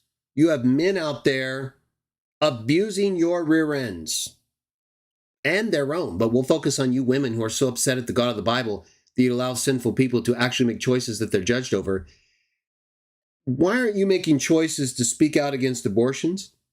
Why aren't you making choices to speak out against the murder of the human rear end? No, it's only the God of the Bible and the things that he allows, because he doesn't have to allow anything, but because he's going to allow something which involves us and our sinning, we get this. Yeah, we get actual terrible things that happen because of us, not God making us, but God tolerating us, because he has to endure all this stuff too. And yet we act like we're the ones. We're the ones we're suffering. We're the victims. Yeah, we're victims. No, actually, we're in existence and don't have to be. How about that? There's nothing that requires us to be in existence. There's no argument that can be used to show that we deserve existence. So what are you talking about? Nothing, right? You have nothing but arguments against God who caused your existence and didn't cause any of the stuff that you're upset about. Just lets it happen because of choices he allows you to make and others. And your choices don't involve protesting the things you condemn him over right here. Unbelievable stuff. Verse 3, then the Lord will go out and fight against those nations as he fights on a day of battle. Now, hang on one second.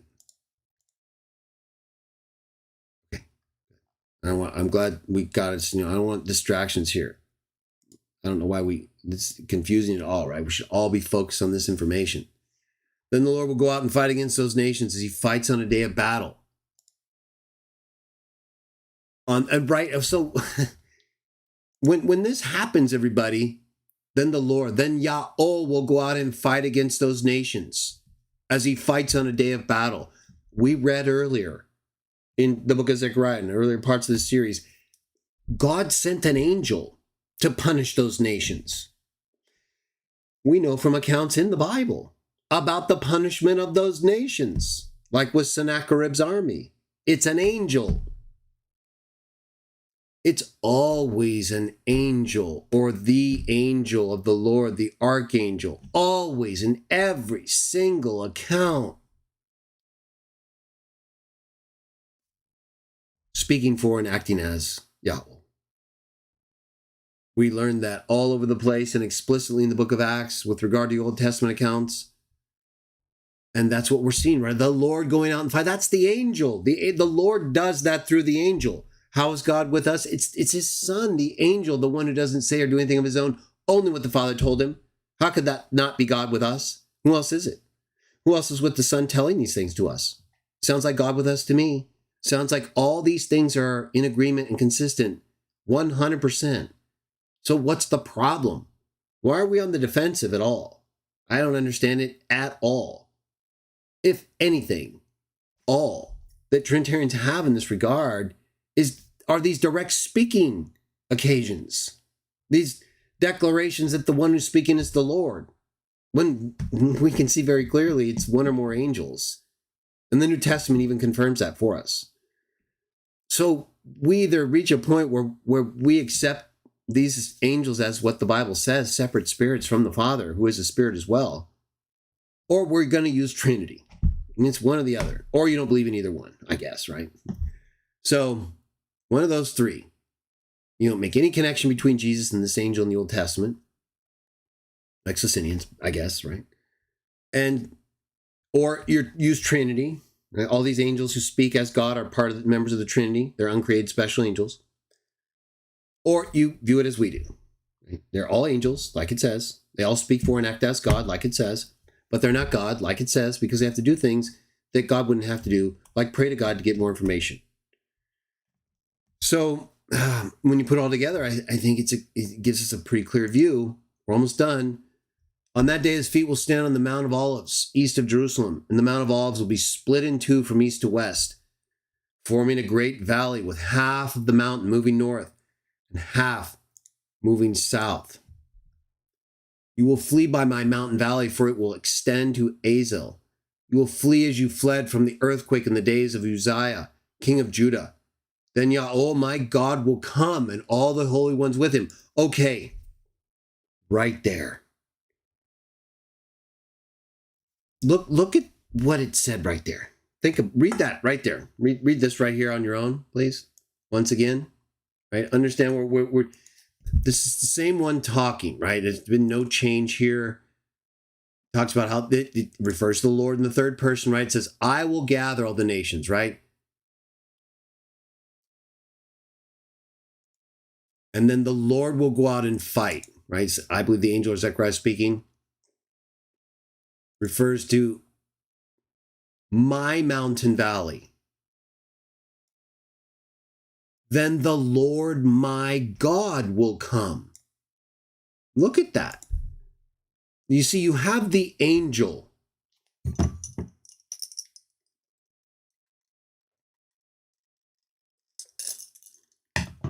possibly Zechariah, speaking the word of Yahweh.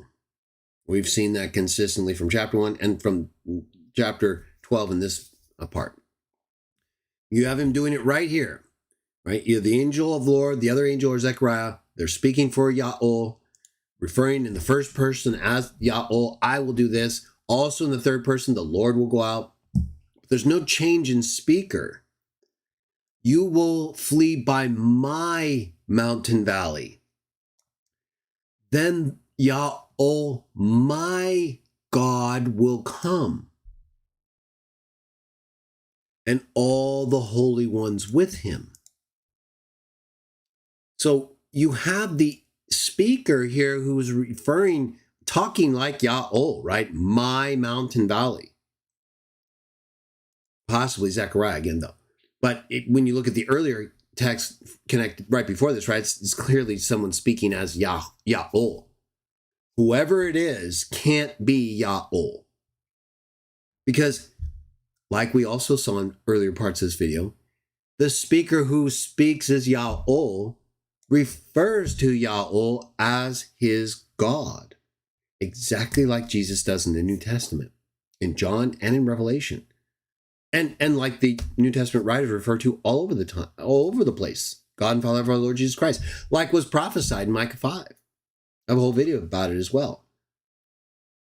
So I think this is, again, another example, a piece of evidence to show that the speaker, these angels, even though they speak for and act as God, as Yahweh, they're not him. They have to pray to him to get new words. Yahweh is their God. So, like I've been saying, you either understand it in that way, in that representational way that's consistent with all the other texts and understand one God the Father, but the sons of God as gods who represent their Father and speak and act only as him. And even elevated in the case of Jesus to be on his throne, to have his name and speak as him, just like the angel in the Old Testament, from Exodus 23, that I think is the same angel of the Lord in Zechariah. We're almost done, everyone. On that day, there will be neither sunlight nor cold, frosty darkness. It will be a unique day, a day known only to Yahweh, with no distinction between day and night. When evening comes, there will be light. Right? This seems to be prophetically toward the things we see described also in Revelation, right? Where the throne of God and of the Lamb will be in the city, and our names will be the name of God, and his God will be written on our heads, and his new name.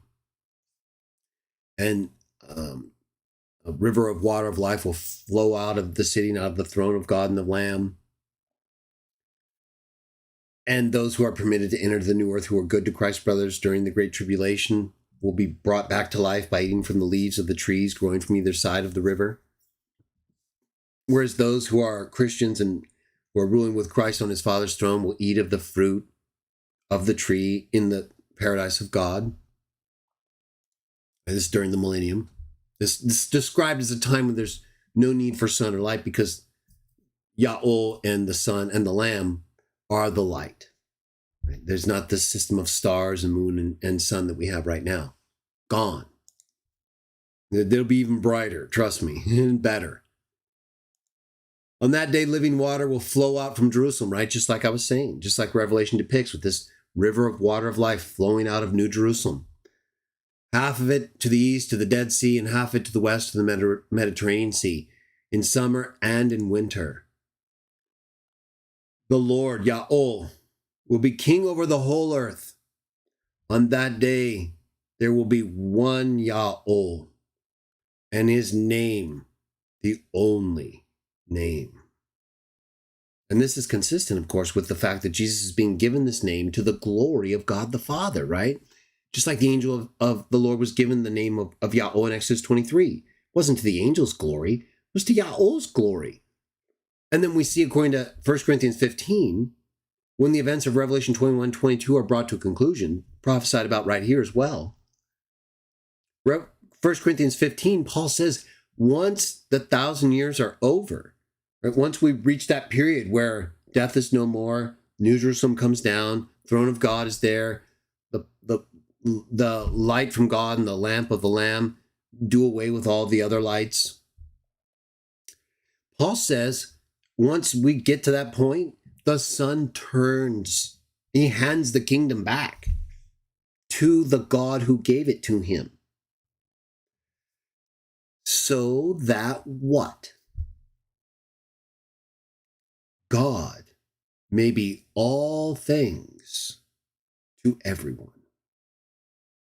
And yet, if the Son was God during the millennium, why wouldn't that have been the case, right? He would have been God to all, God would have been all things to everyone during the millennium as well. But it's only after the Son gives it back to the Father, because the Father's not doing it, the Son is. We are. Millennium. After that, we get this, because everything's been turned over to God the Father. And it's his name the Son has been using during the millennium, while on his throne, to his glory. Now that that's all been used to bring about a new heavens and a new earth, the Father's given back the kingdom by the Son, and he's king over the whole earth and God to everyone, just like Revelation 21 describes. And his is the only name, right? Because that's the name that the Son was given as well during this time. Now, whether or not, the NIV is not quite, what does it say? Kai ta'anama altu en. Hen. It just says, and the name of him is one. So it doesn't say, and his name, the only name. It's another bad translation by the NIV. Although, let's see, in terms of the Hebrew, whether or not the NIV would be justified in that regard.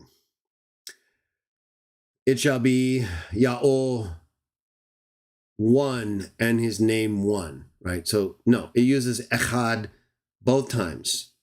Yahweh is one and his name is one.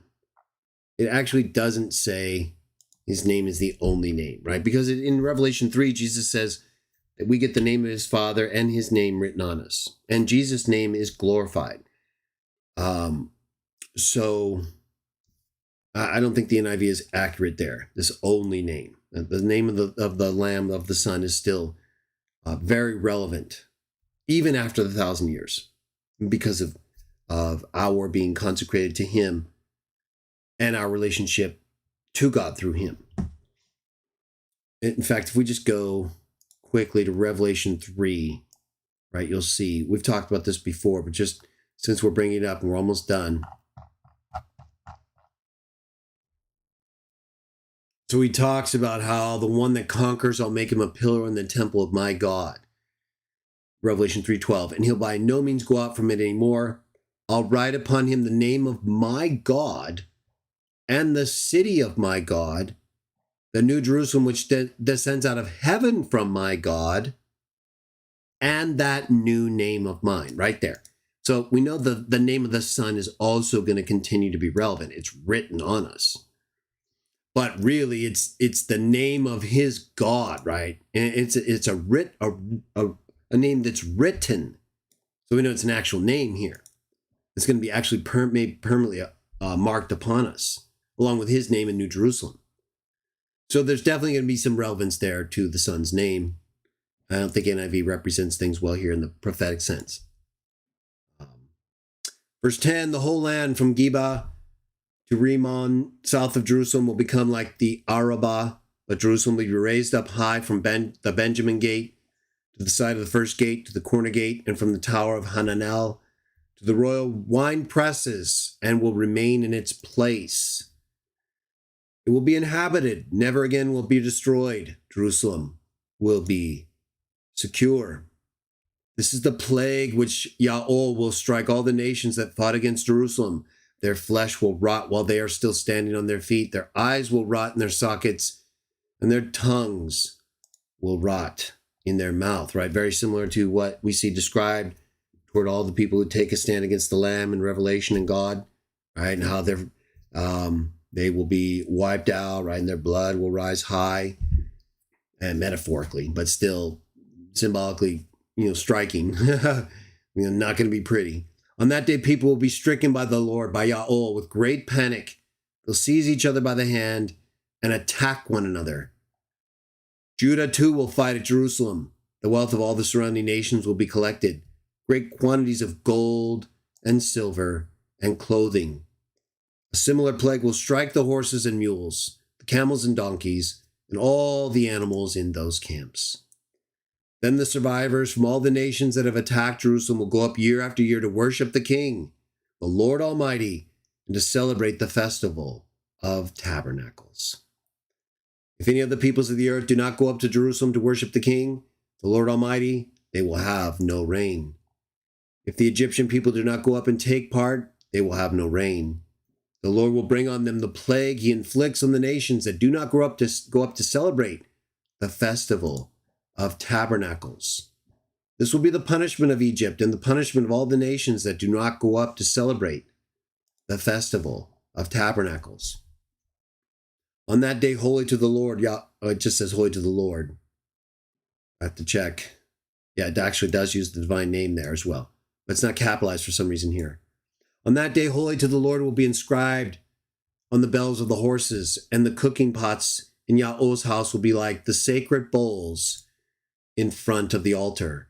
Every pot in Jerusalem and Judah will be holy to Yahweh Almighty, and all who come to sacrifice will take some of the pots and cook in them. And on that day there will no longer be a Canaanite in the house of the Lord Almighty. Now that's very similar to what we read in Revelation as well at the end. We'll just go there briefly. It talks about how you have to wash your robes to gain entrance into the city. How the ones doing unrighteousness are not going to be allowed to enter. You have to wash your robes to gain access, right? So there's a similarity to what's described, how certain individuals like the Canaanite would not be able to partake in the blessings of the Israelites, paralleled with people who are sinful and doing unrighteousness, even during the millennium, right? Because it talks about how during this time, during the 1,000 years, let me show you this real quickly here. It talks about how the kings of the earth bring their glory into it, but anything not sacred and anything that carries on a disgusting thing and a lie will in no way enter into it. In terms of the city, right? The city that is there during the 1,000-year reign at this point.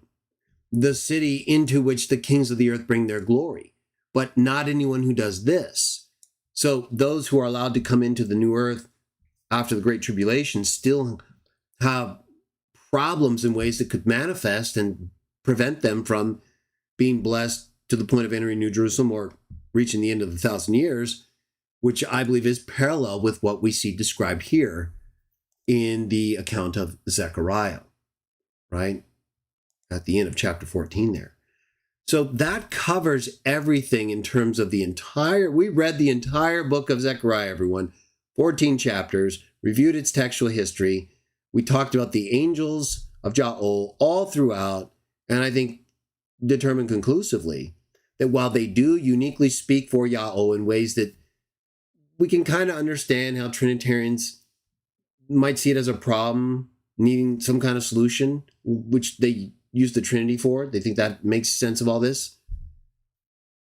We believe it's something you can make sense out of by just using the text without anything like the Trinity that doesn't represent what the Bible tells us.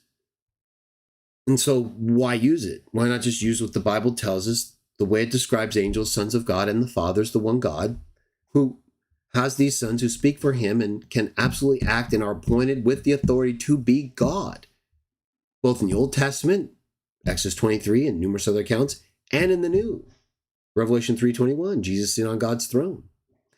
So I hope this whole discussion has been helpful to you. Let me just go ahead and bring up a text for us to consider from the New Testament.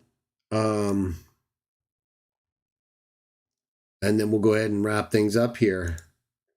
Let's see if I can get this a little better, though, on a split screen.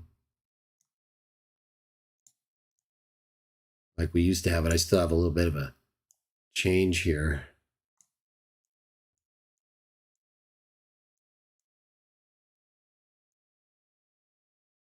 Like that, and I'll move myself over a little more. There. Go ahead and read a brief account from the New Testament involving Jesus. We'll partake, and then we'll enjoy the rest of our weekend. Thank you all for joining me. I hope it's been an informative and helpful discussion.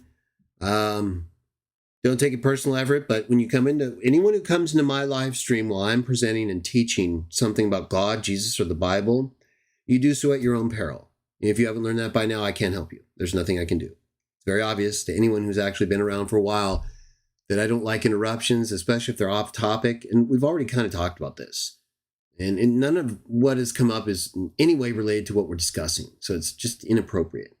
And sometimes we all do things that are inappropriate. So you either have to deal with it and make changes or not. I'm not here to cater to anybody or to make you feel better about things you should already know about. I'm here to teach the Bible. Okay, I'm doing this free of time. I have lots to do, and I don't have time for all these other things that you guys want to do. If I want to do something, guess what? I'll do it. And it's real easy for me when I actually want to, and there's something to do, and I've been presented with it, So just try to stay out of my life. I already let you guys have all this free. Go live your life and do whatever you do. Unless you're living with or right next to me, you shouldn't be thinking of me at all other than maybe an argument or a video or something I did that could help you. We don't hang out. We're not friends in that way. We're just trying to worship the one God together. Don't make it easier for me. Stay out of my way. Do what you want and don't involve me in things that you want to do unless there's something I explicitly said I want to do. That goes for everybody. Okay, I don't even know why I would have to say that, but I sometimes make mistakes that I think, well, why did I do that? So again, don't take it personal. If you do, it's your fault because you're the one who interrupted my live stream, right? I didn't come over to you and interrupt what you were doing.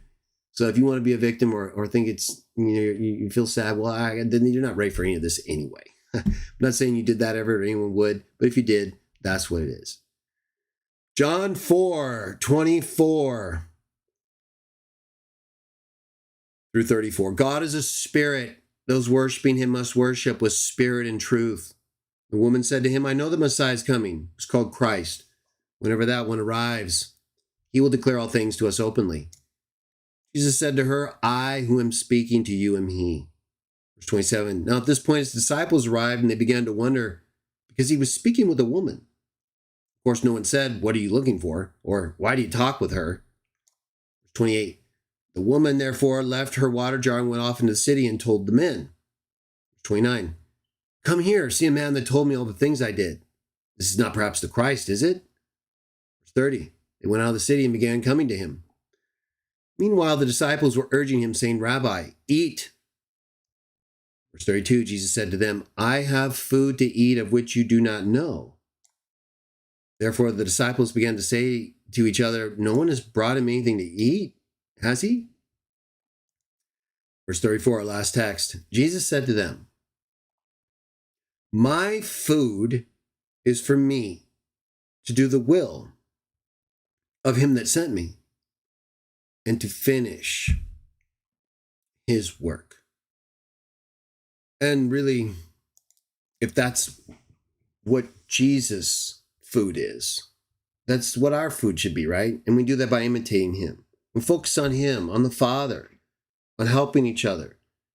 You want to spend your time with other people who don't agree with you and who want to argue, that's okay. Sometimes we have to. But that's a choice you have to make. That's a choice I have to make.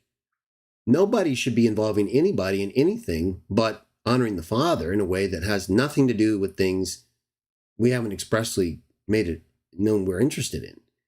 We need to focus on this stuff, right? Helping other people. Have you helped anyone who doesn't believe in God today? Or have you just argued with people who already believe in God? Yeah, maybe they don't believe in the same God in the same way you do. They're not stupid. If they read the Bible, they can see it very just as plain as you can. One God the Father. It says it in every Bible. In 1 Corinthians 8:6. They don't believe it. Or they believe more than it. So why are you wasting your time with those people? How many of those people have you converted? And what are you converting them from? From belief in one version of God to another? I guess, if that helps them. There are other people out there who don't even believe in God, who are lost, searching, waiting for somebody to show an interest in them and say, hey, what do you think about this? Have you ever considered whether or not, you pick the topic? Now, that's something I'm interested in, right? If you got stories about stuff like that you want to share and tell me about, hey, you can interrupt the live stream anytime, right? Tell them what we do is follow the Master, praise Jah the Father, promote the Messiah by our teaching, our conduct, and by partaking of his blood as represented by the wine and his body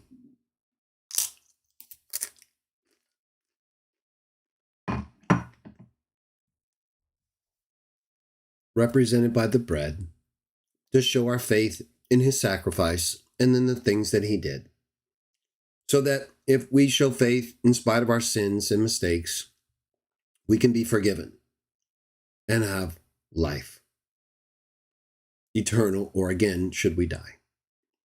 But nevertheless, we are honored to be able to worship Yahweh and to proclaim Jesus as the Christ. We find them honorable, respectful, and we don't see any of the things that they allowed to happen because of our sinful choices to be their fault. We thank them for the opportunity to continue living in an earth and a sinful people that constantly dishonors and disobeys them. Where even Christians who believe like you and me can barely work together sufficiently to present a unified message. We're so caught up in everything that isn't emphasized in the Bible, so that it's hard for us to actually focus on the things that are.